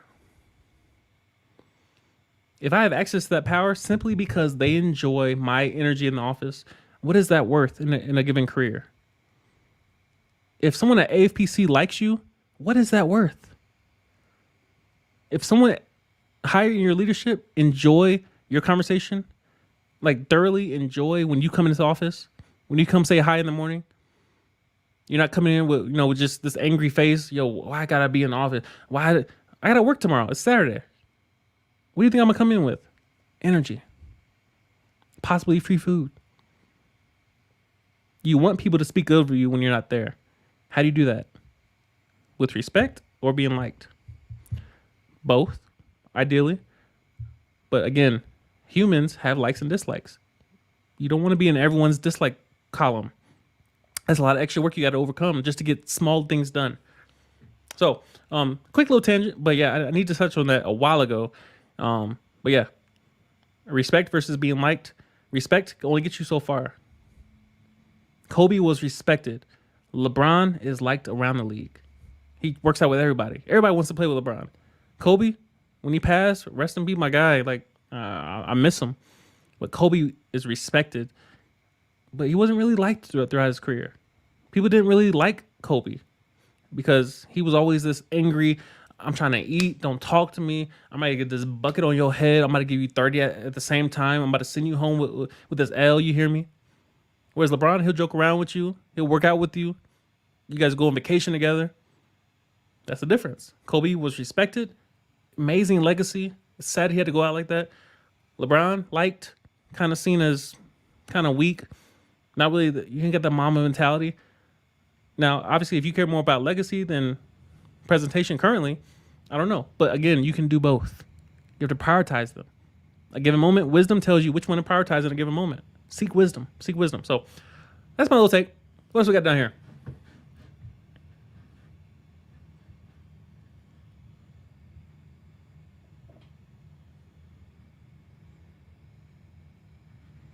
Dale Green asks, how do people deal with disrespect in the military? I made a video on this. I'm not going to go back into it.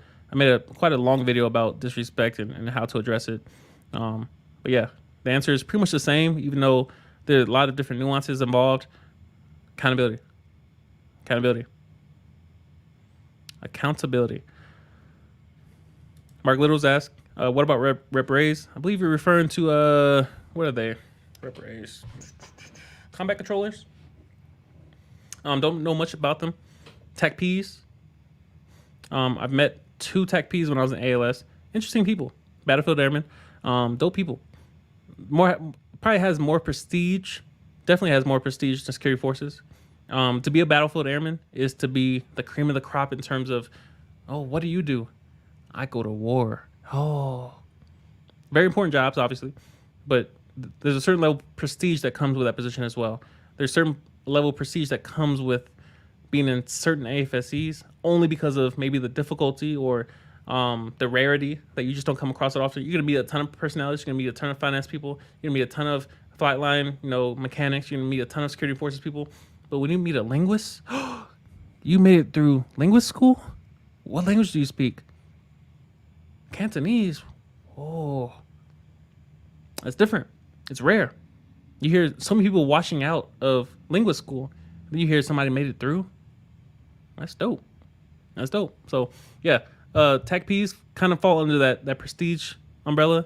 Combat controllers, PJs fall under that prestige, umbrella. Also, just very important jobs as well, very difficult jobs as well. So it's different. It's different.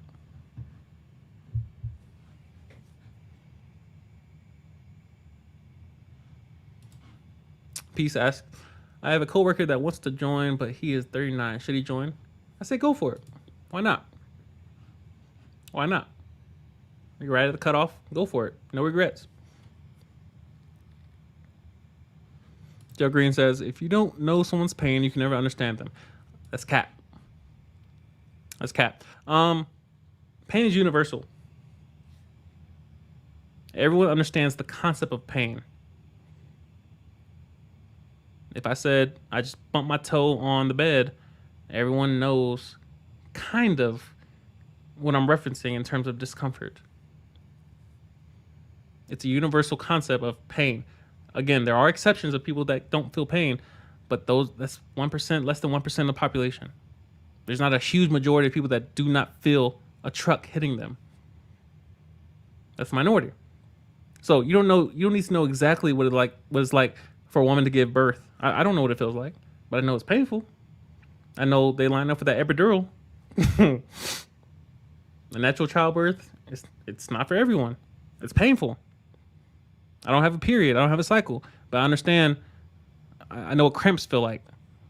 I don't get those same type of cramps, but I get cramps too. I get Charlie horses. I gotta up the magnesium. Pain is pain.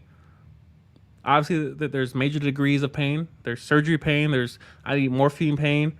There's my finger hurt pain. It's pain. But yeah, you don't need to know exactly what someone's going through. You don't need to experience their specific case of pain to understand empathy and to say, all right, yeah, they're struggling. They're struggling. So yeah, pain is universal.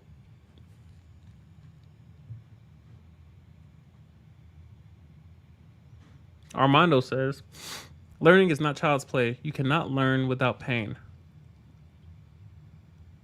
Cat.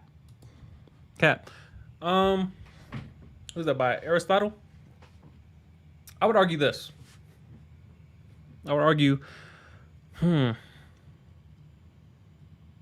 cannot learn without pain. I believe there's 2 ways of learning. Pain and wisdom.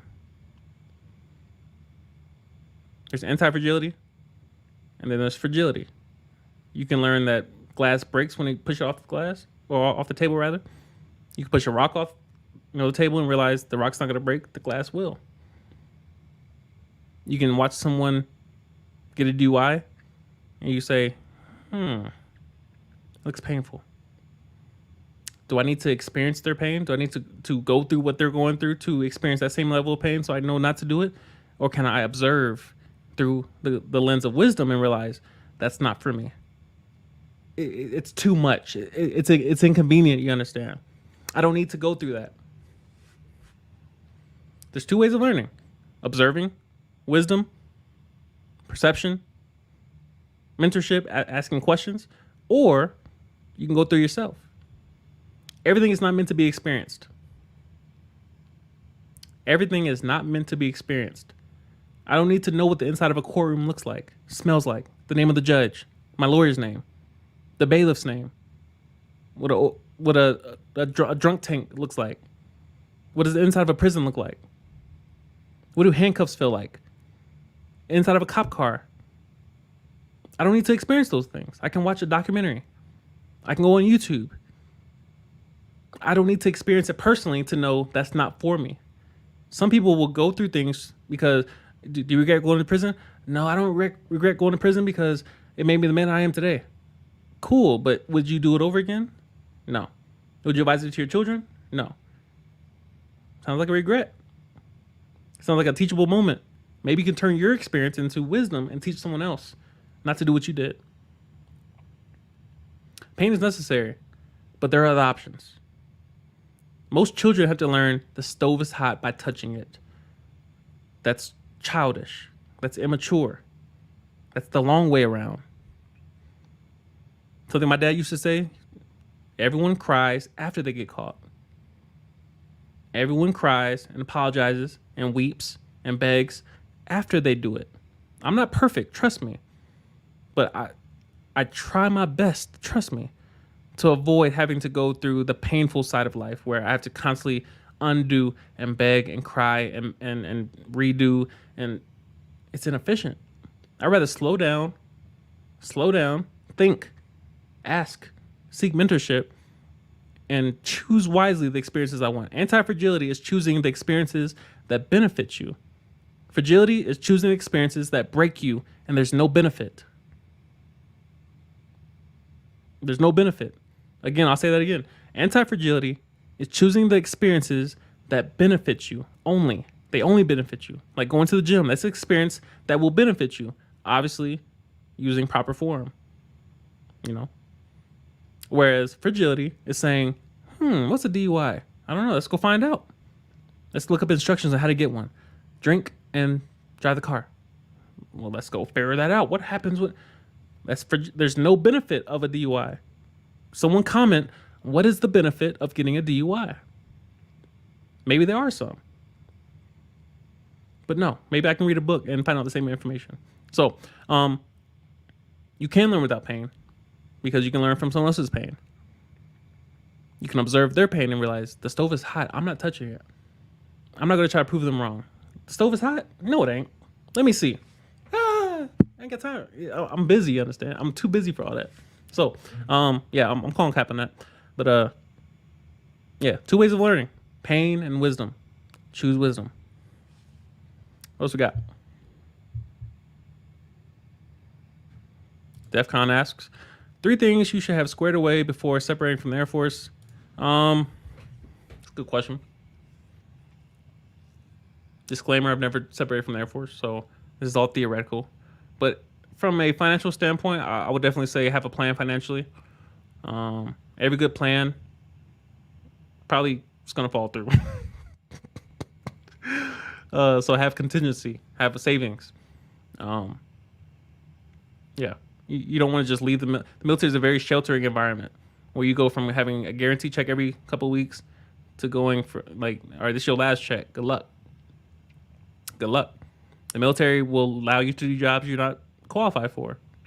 You just let you train in real time. Got me managing $8 million budget in Alaska. I'm like, I'm not no accountant. They said, figure it out.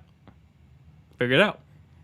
So having a plan for one financially, at least having a savings account, like a healthy savings account is something I'm working on myself, is maintaining a healthy 6 months to a year savings account.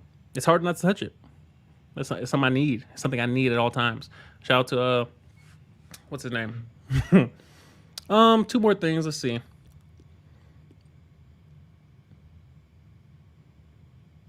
I don't know. Know what you want to do.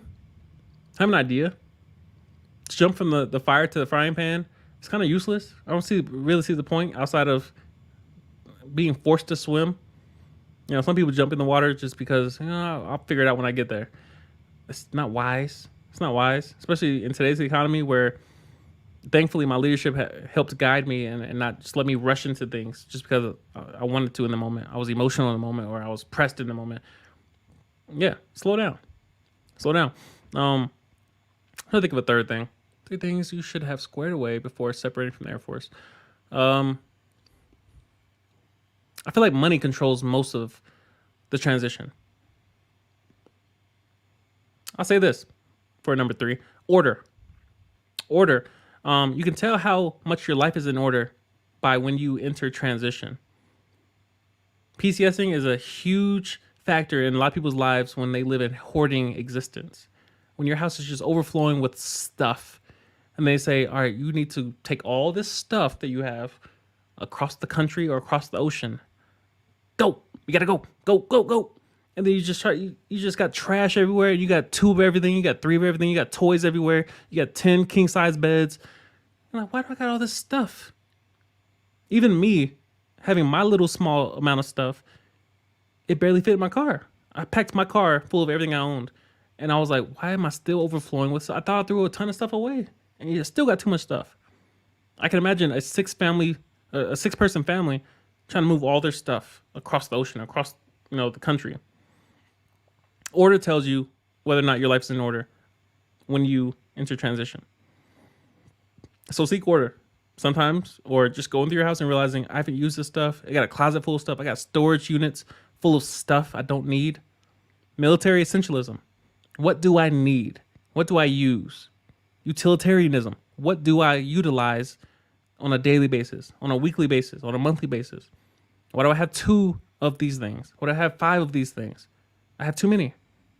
The only thing I will admit I hoard is USB cables. I have so many of them because I hate being without them. So I have 5, 6 of the same USB-C cable. That's the one thing I allow myself to hoard. Everything else, I don't need 10 comforter sets. For what? I don't need 4 cameras. I need 2. Maybe a third. I don't know.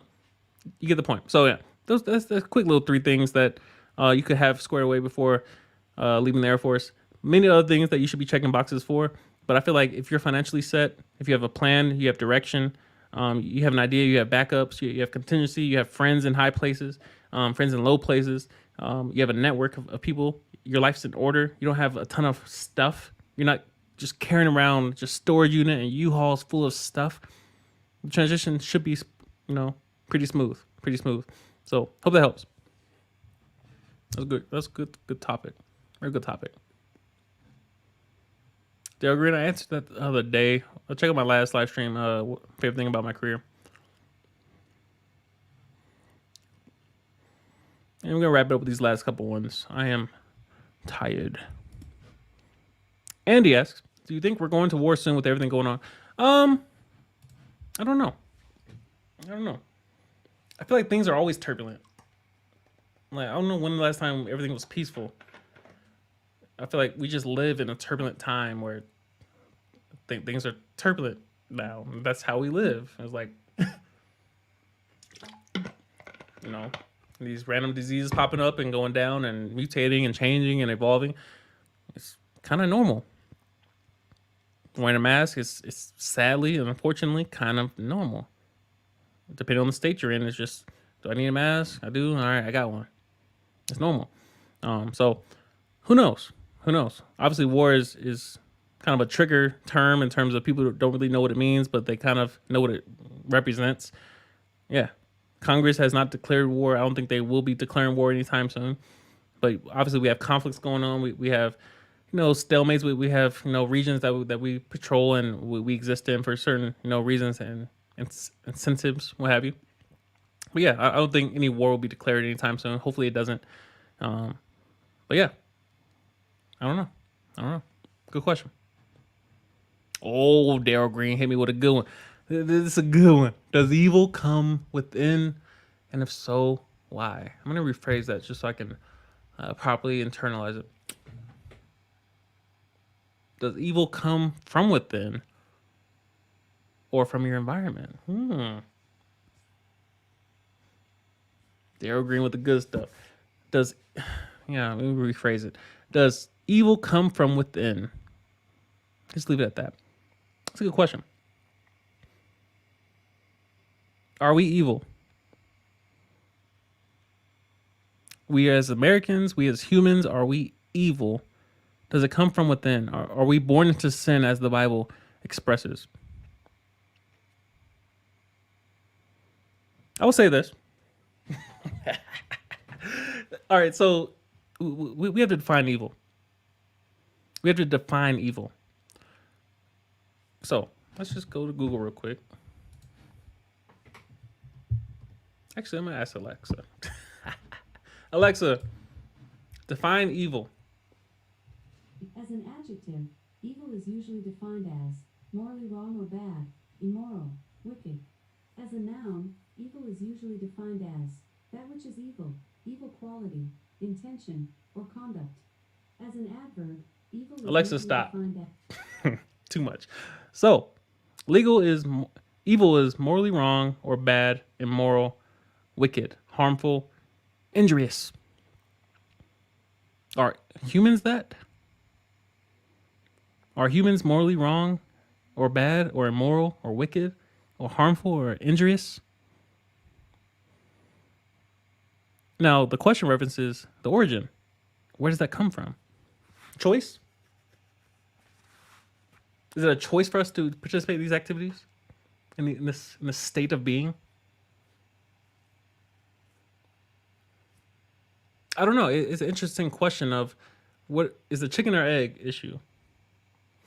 If we reference the Bible, and I don't want to make this a religious video, but we have to have some type of point of view to start with, at least to anchor the argument, because morality needs to be anchored in some type of objective point of view. It can't just be relative. Moral relativity does not work. We've established that long ago, that if we have all these different opinions and some being opposing, meaning my opinion directly opposes yours, the light's on, but you think the light's off, we both can't be right. So we have all these varying opinions going around. Who's right? So if you look at the Bible, the whole point of the tree of knowledge, good and evil being placed in the garden was to give Adam a choice. Before any laws are placed there, it's not free will. To have free will, you have to have a choice to make a choice, good or bad. Love is based on free will, choice. I don't want to be obligated to love you. I want the choice to love you. So with that, we understand that good and bad establishes that we have free will and the ability to choose between the two. So does love come with, or does evil come from within? You would have to pause at the fact that if one is choosing evil, that also speaks to the fact that we all have the capability and the potential to be evil. It's a choice. So in a way, it can come from within. Obviously, our minds or our brains or our environments, all these, because again, a lot of people try to disprove evil and say, no, your upbringing, your environment, nurture, the environment you came from decided how you would turn out. And I'm like, well, if that's true, how can we hold anyone accountable if they're all victims of their environment? Why do we have court systems? Say, oh, maybe they're on drugs or alcohol, they're under influence. So it wasn't them that made the decision. It was the drugs that they were on or the alcohol they were on. Then why do we hold DUI drivers accountable? If they kill someone while drinking and driving, or if they're drinking and driving, period, how could we hold them accountable if it was the drugs that was doing it, not them? How does that make sense? If we take away accountability, cool, we can take away free will too. It's not free will. It's circumstance and environment and variables, all these other factors that are playing a major part in their life that made them do it. But if we're to hold anyone accountable for any crime, for any law, for any injustice, we have to pause at the fact that they had a choice whether or not to do it. It's the only option. So yeah, I believe evil comes from within because it's a choice. I didn't know the law. Ignorance is not an excuse to break the law. I didn't know the speed limit. Ignorance is not an excuse. Well, I was drunk. You're not supposed to be drunk. I didn't know I couldn't be drunk. The law is available. It's available. It's not hidden. So that's my little take. I believe evil is a choice. I believe we're all capable of evil at any given moment. This world is very dangerous. because of that potential of any human to pop off at any given moment to make a choice. So yeah, it's a choice. Question. Almighty Moreland, it's been a minute since I've seen you. Respect to you. I ain't seen Almighty Moreland in a good minute. Daryl Green asks, can life be meaningful without friends?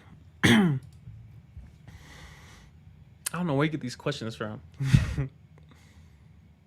Can life be meaningful without friends? Yes. As long as you have an enemy, your life's meaningful. Friends don't make your life meaningful. They make your life enjoyable. Enemies make your life meaningful.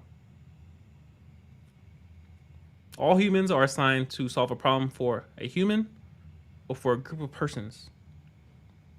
That's the purpose of human life, is to solve a problem for a human, for someone else, or for a group of persons. Until you have an enemy, you don't have the ability to promote.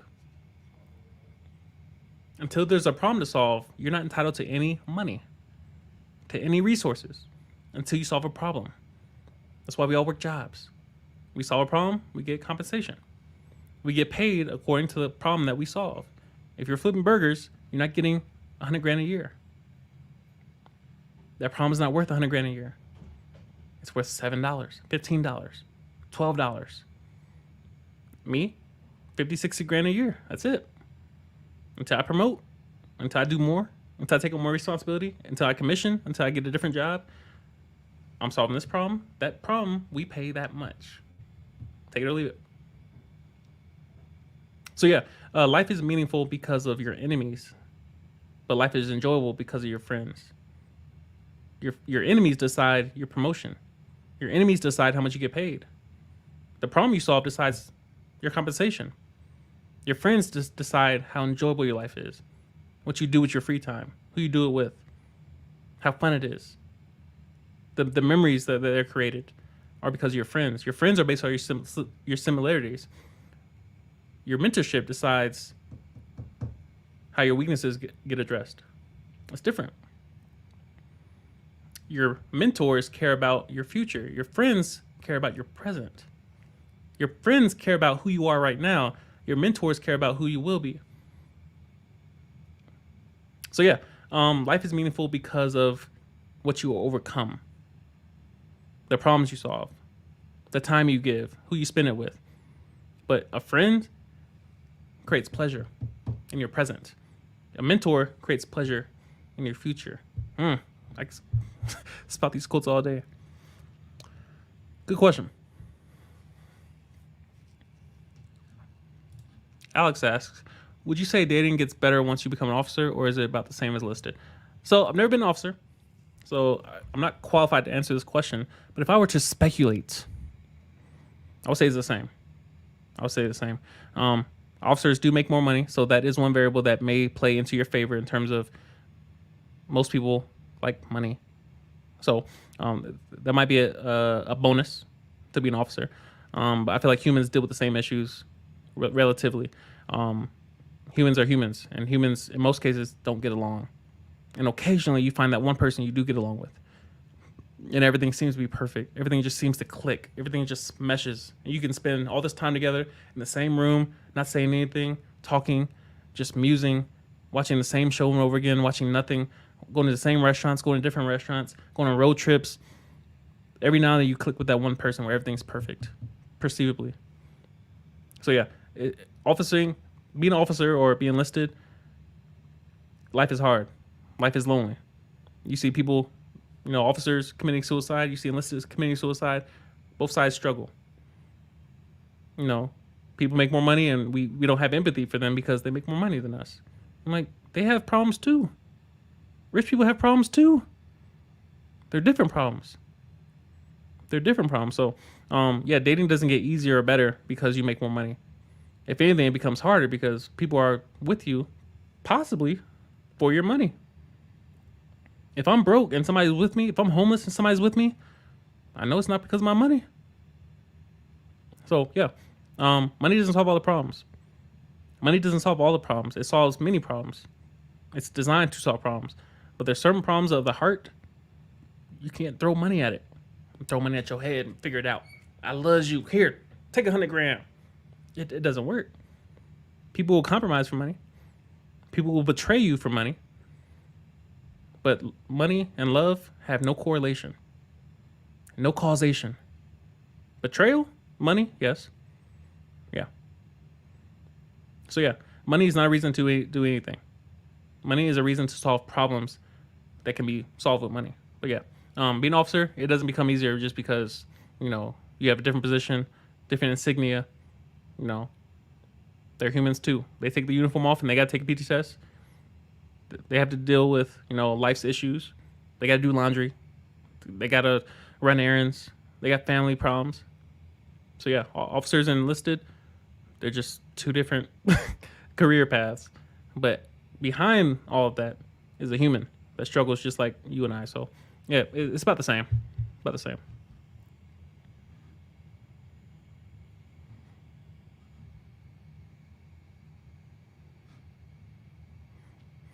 Try to skip down, get some other people involved here. Daryl Green and been running the show.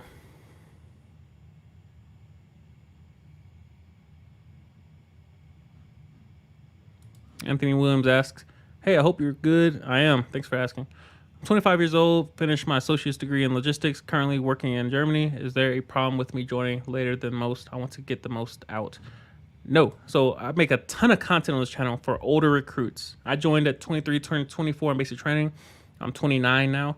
Joining late in life. There are people that join at 35, 36, 37, 39. It's possible. And also, you're not late. Late on whose watch? No.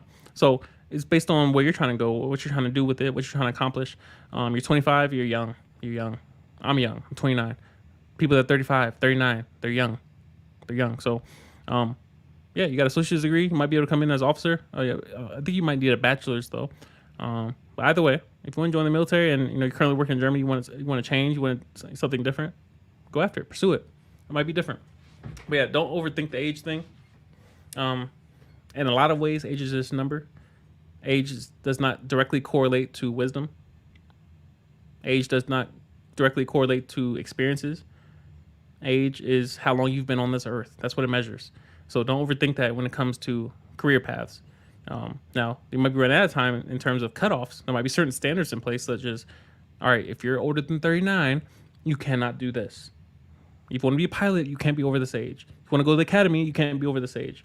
There might be certain standards in place, but when it comes to just joining enlisted for experience, you're way under the cutoff. You have time. So, definitely look into it.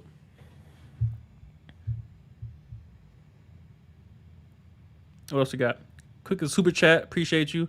Gordon Color with a $5 super chat. I'm grateful. Thank you. Thank you. I'm grateful. What else we got?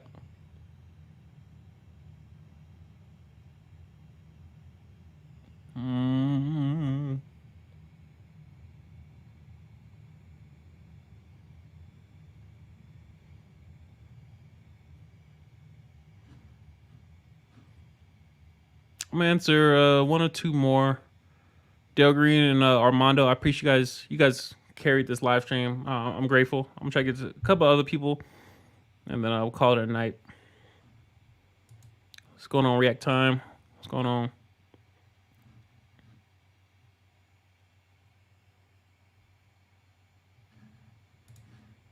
Gordon Color says, Ammo Troop here. I got out the Air Force in 2019. My wife is planning to join in 2022 in the reserves. Would you recommend in the current climate? I would say yes.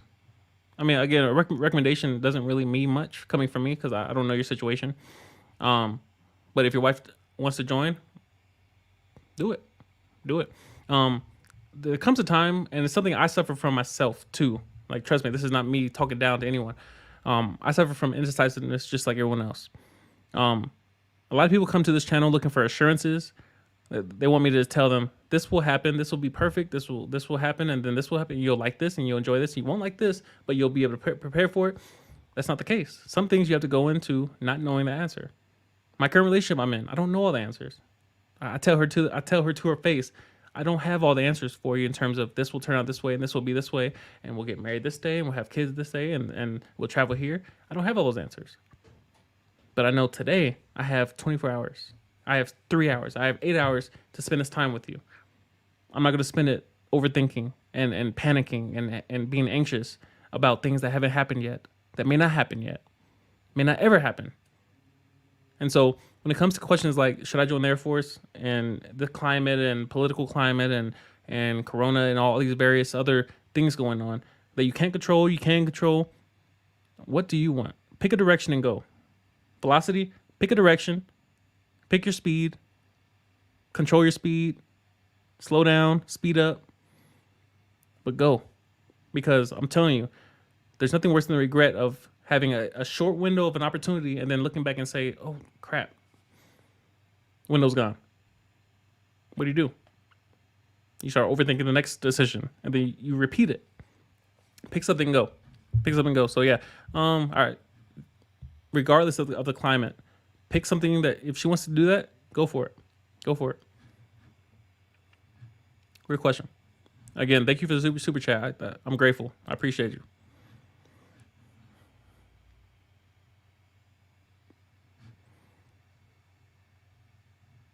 Ooh, I like this one. Evil is anything that goes against nature.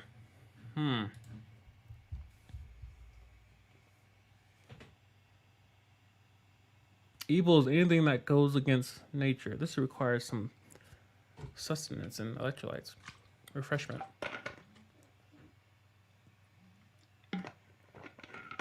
Evil is anything that goes against nature.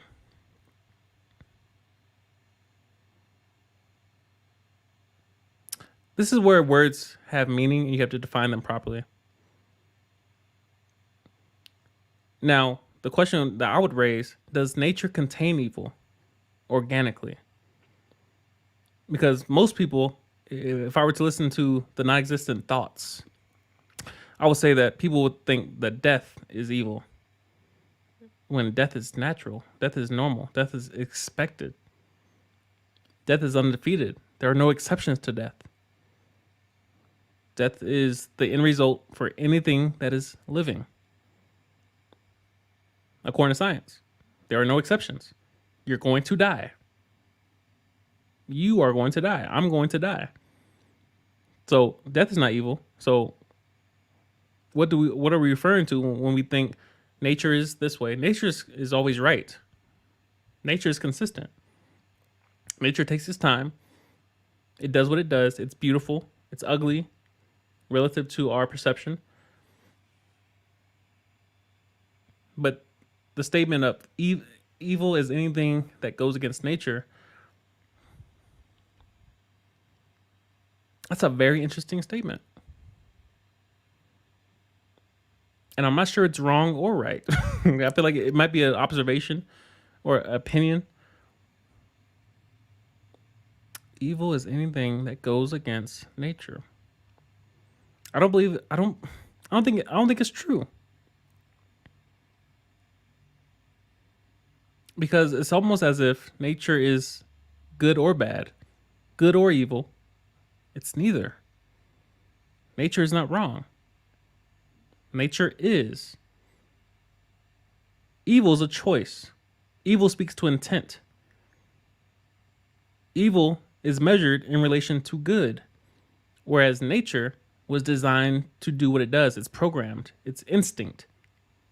It's DNA. It's naturally occurring. It's instinctual. It's by design. Nature is where beauty comes from. Nature is where color comes from. Evil is applicable only to humans. Now, of course, we are a part of nature, but we are sentient. We have free will. Nature does not have free will. Nature has instinct. Nature does what it was designed to do. The sun and plants and chlorophyll, they communicate automatically, not because they want to, but because of their instinct, because of their design, their programming. They're programmed. They don't have free will, so they don't have the ability to be evil. A lion is not evil that we know of. A lion is instinctual. It kills because it's hungry or it's territorial or it's defending. But it's only a handful of reasons why a lion will kill. Whereas humans, we're creative with killing. That's why it becomes murder. That's why it becomes torture. So I would actually disagree. It took me a minute to unravel it. But yeah, evil has nothing to do with nature unless we're talking about humans, because nature is neither good or evil. Nature is, and it's instinctual. It was programmed that way. Whereas humans, we have the ability to choose to be evil or good, and good needs to be measured and defined, mainly because we need a moral law to define the two. We can't just have that moral relativity floating around where everyone gets to decide for themselves what good is and what evil is. It has to be defined properly. And so therefore we need a moral law, such as the same way we need a legal law to tell us what's legal and illegal. We need a moral law to tell us what is good and evil. So that was interesting. I like that. That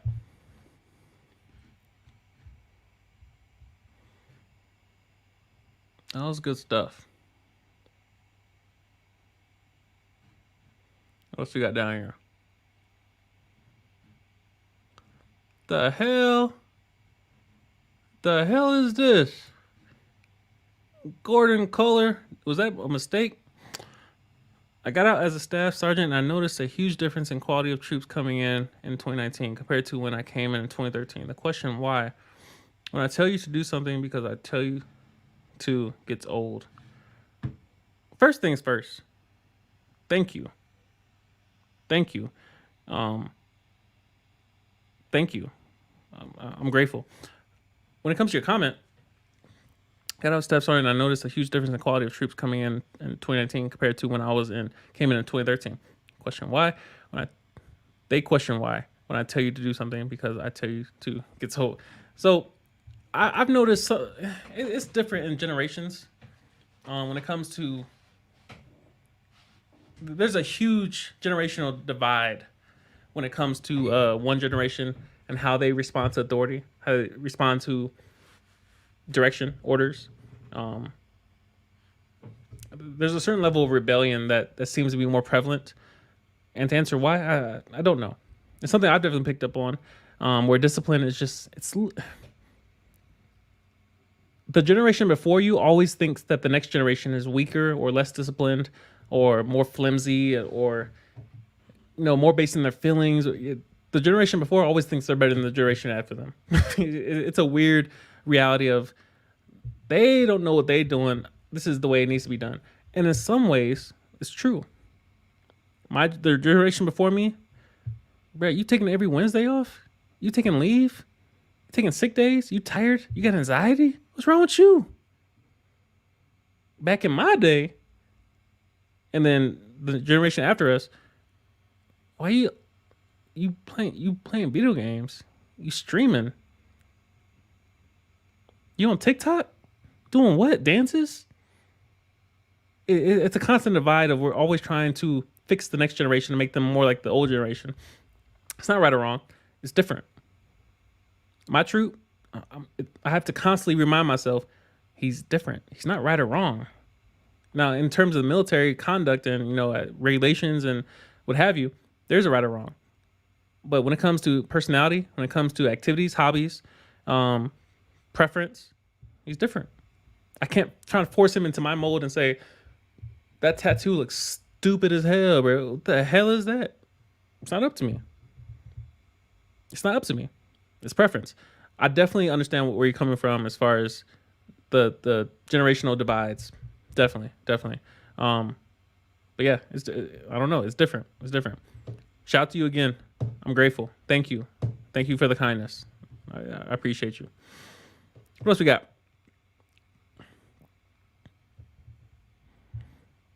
I ain't gonna lie. Armando had me tripping for a minute on this one. I'm still kind of stuck on it.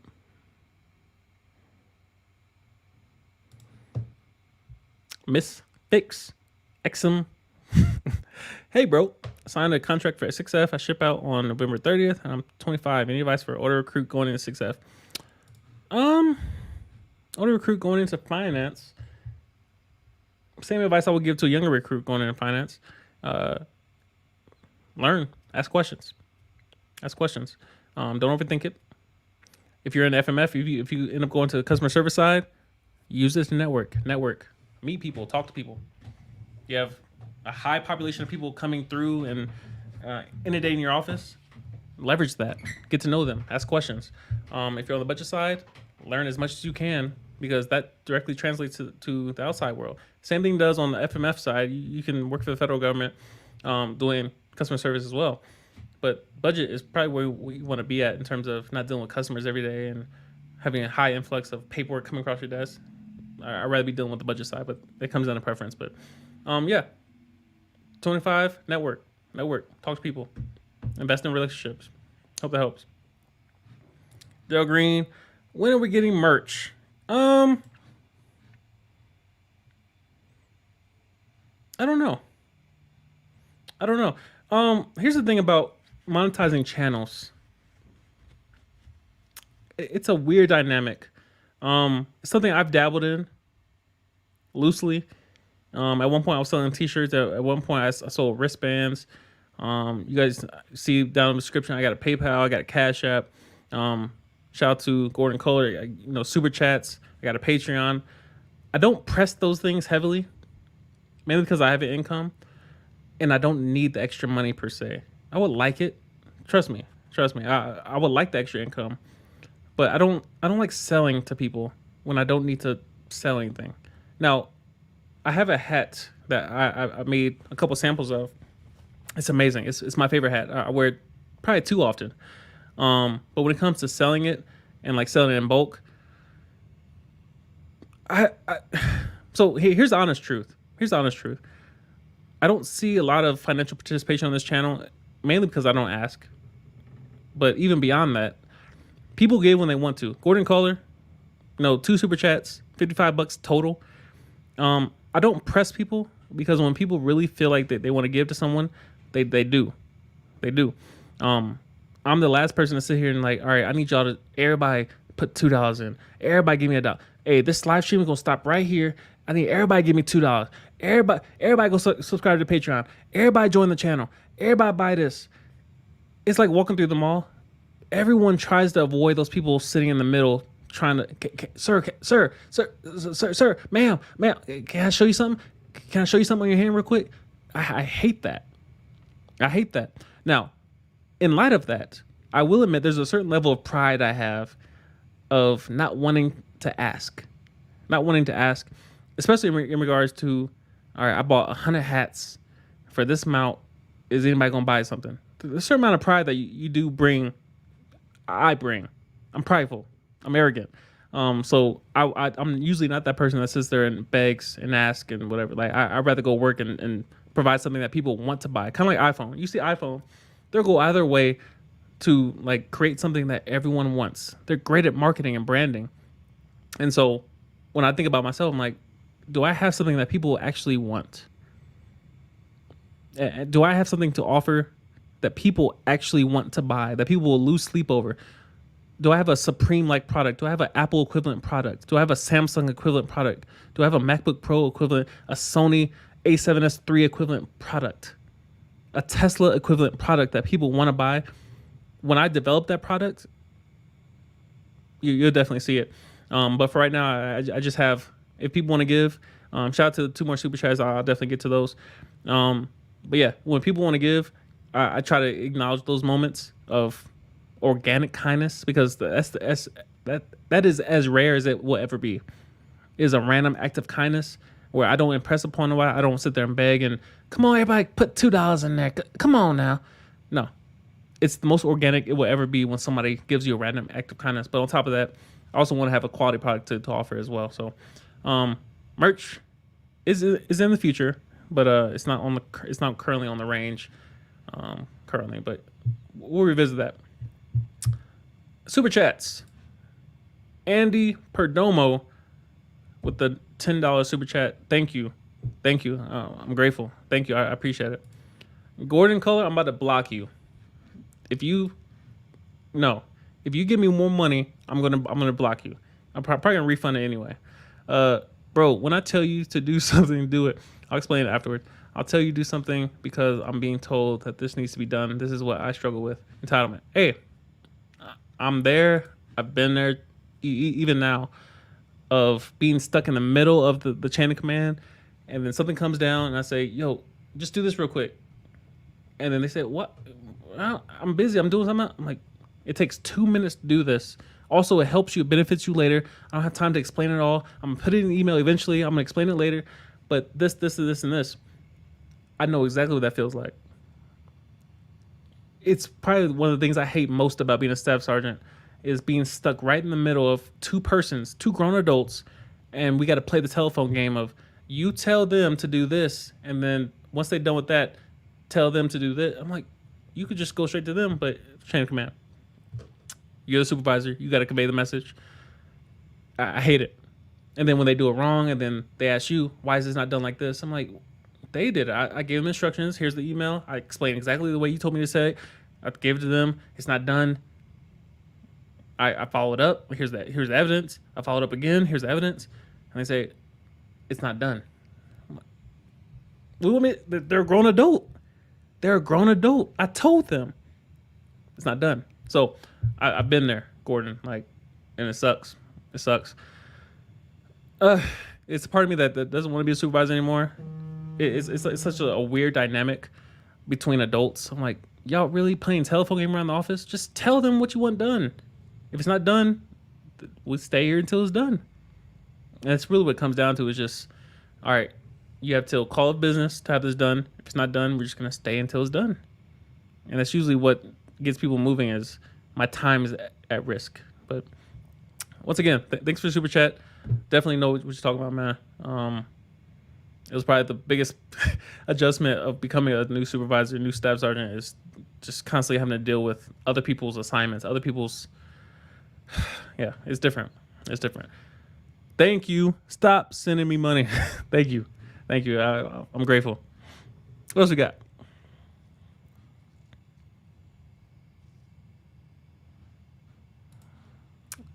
GA. I'm a people person, but after working in customer service for so long, I don't want an AFSC that I have to deal with people in the daily directly. Is that bad? Nope. I'm the same way.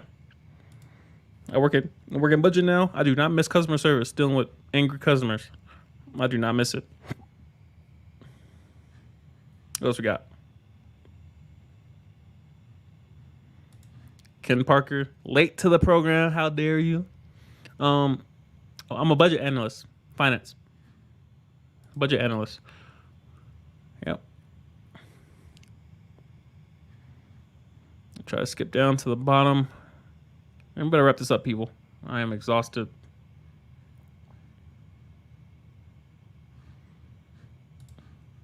Would you say 6F is a good AFSC to balance school? My main goal is to complete my computer science degree within my 4 years. Yes. So again, if you're looking to go to school while you're active duty, the best AFSC to aim for is one that has predictable work hours. Desk jobs, personnel, admin, finance, medical admin. You want to be aiming for those jobs that sit at desks, that have Monday through Friday work schedules, off on weekends, off on federal holidays. It offers you the most balance in terms of being able to plan your time. You're not working no Panama weird overnight shift work unless you're at Ramstein or somewhere crazy. You're working 7:30 to 4:30. You have a very predictable schedule. Therefore, you can discipline your time when you get off to have work-life balance. Yeah, aim for a desk job. And that's it, people. Wrapping it up here. Again, thank you to all the super chats. I'm grateful. I'm grateful to everyone who shows some support and shows some love, what have you. We're definitely gonna keep trying to do these more often. But yeah, I gotta go. I am tired. I need to get some rest. Gotta work tomorrow. But it's budget closeout. You gotta make the most of it. So it is what it is. I appreciate all y'all rocking with your boy. Everybody that lasted in the stream, I'm grateful. Shout out to J-Lo on the track, shipping out Tuesday, personnel. Yeah, appreciate everyone showing love on your boy. And I'll see y'all next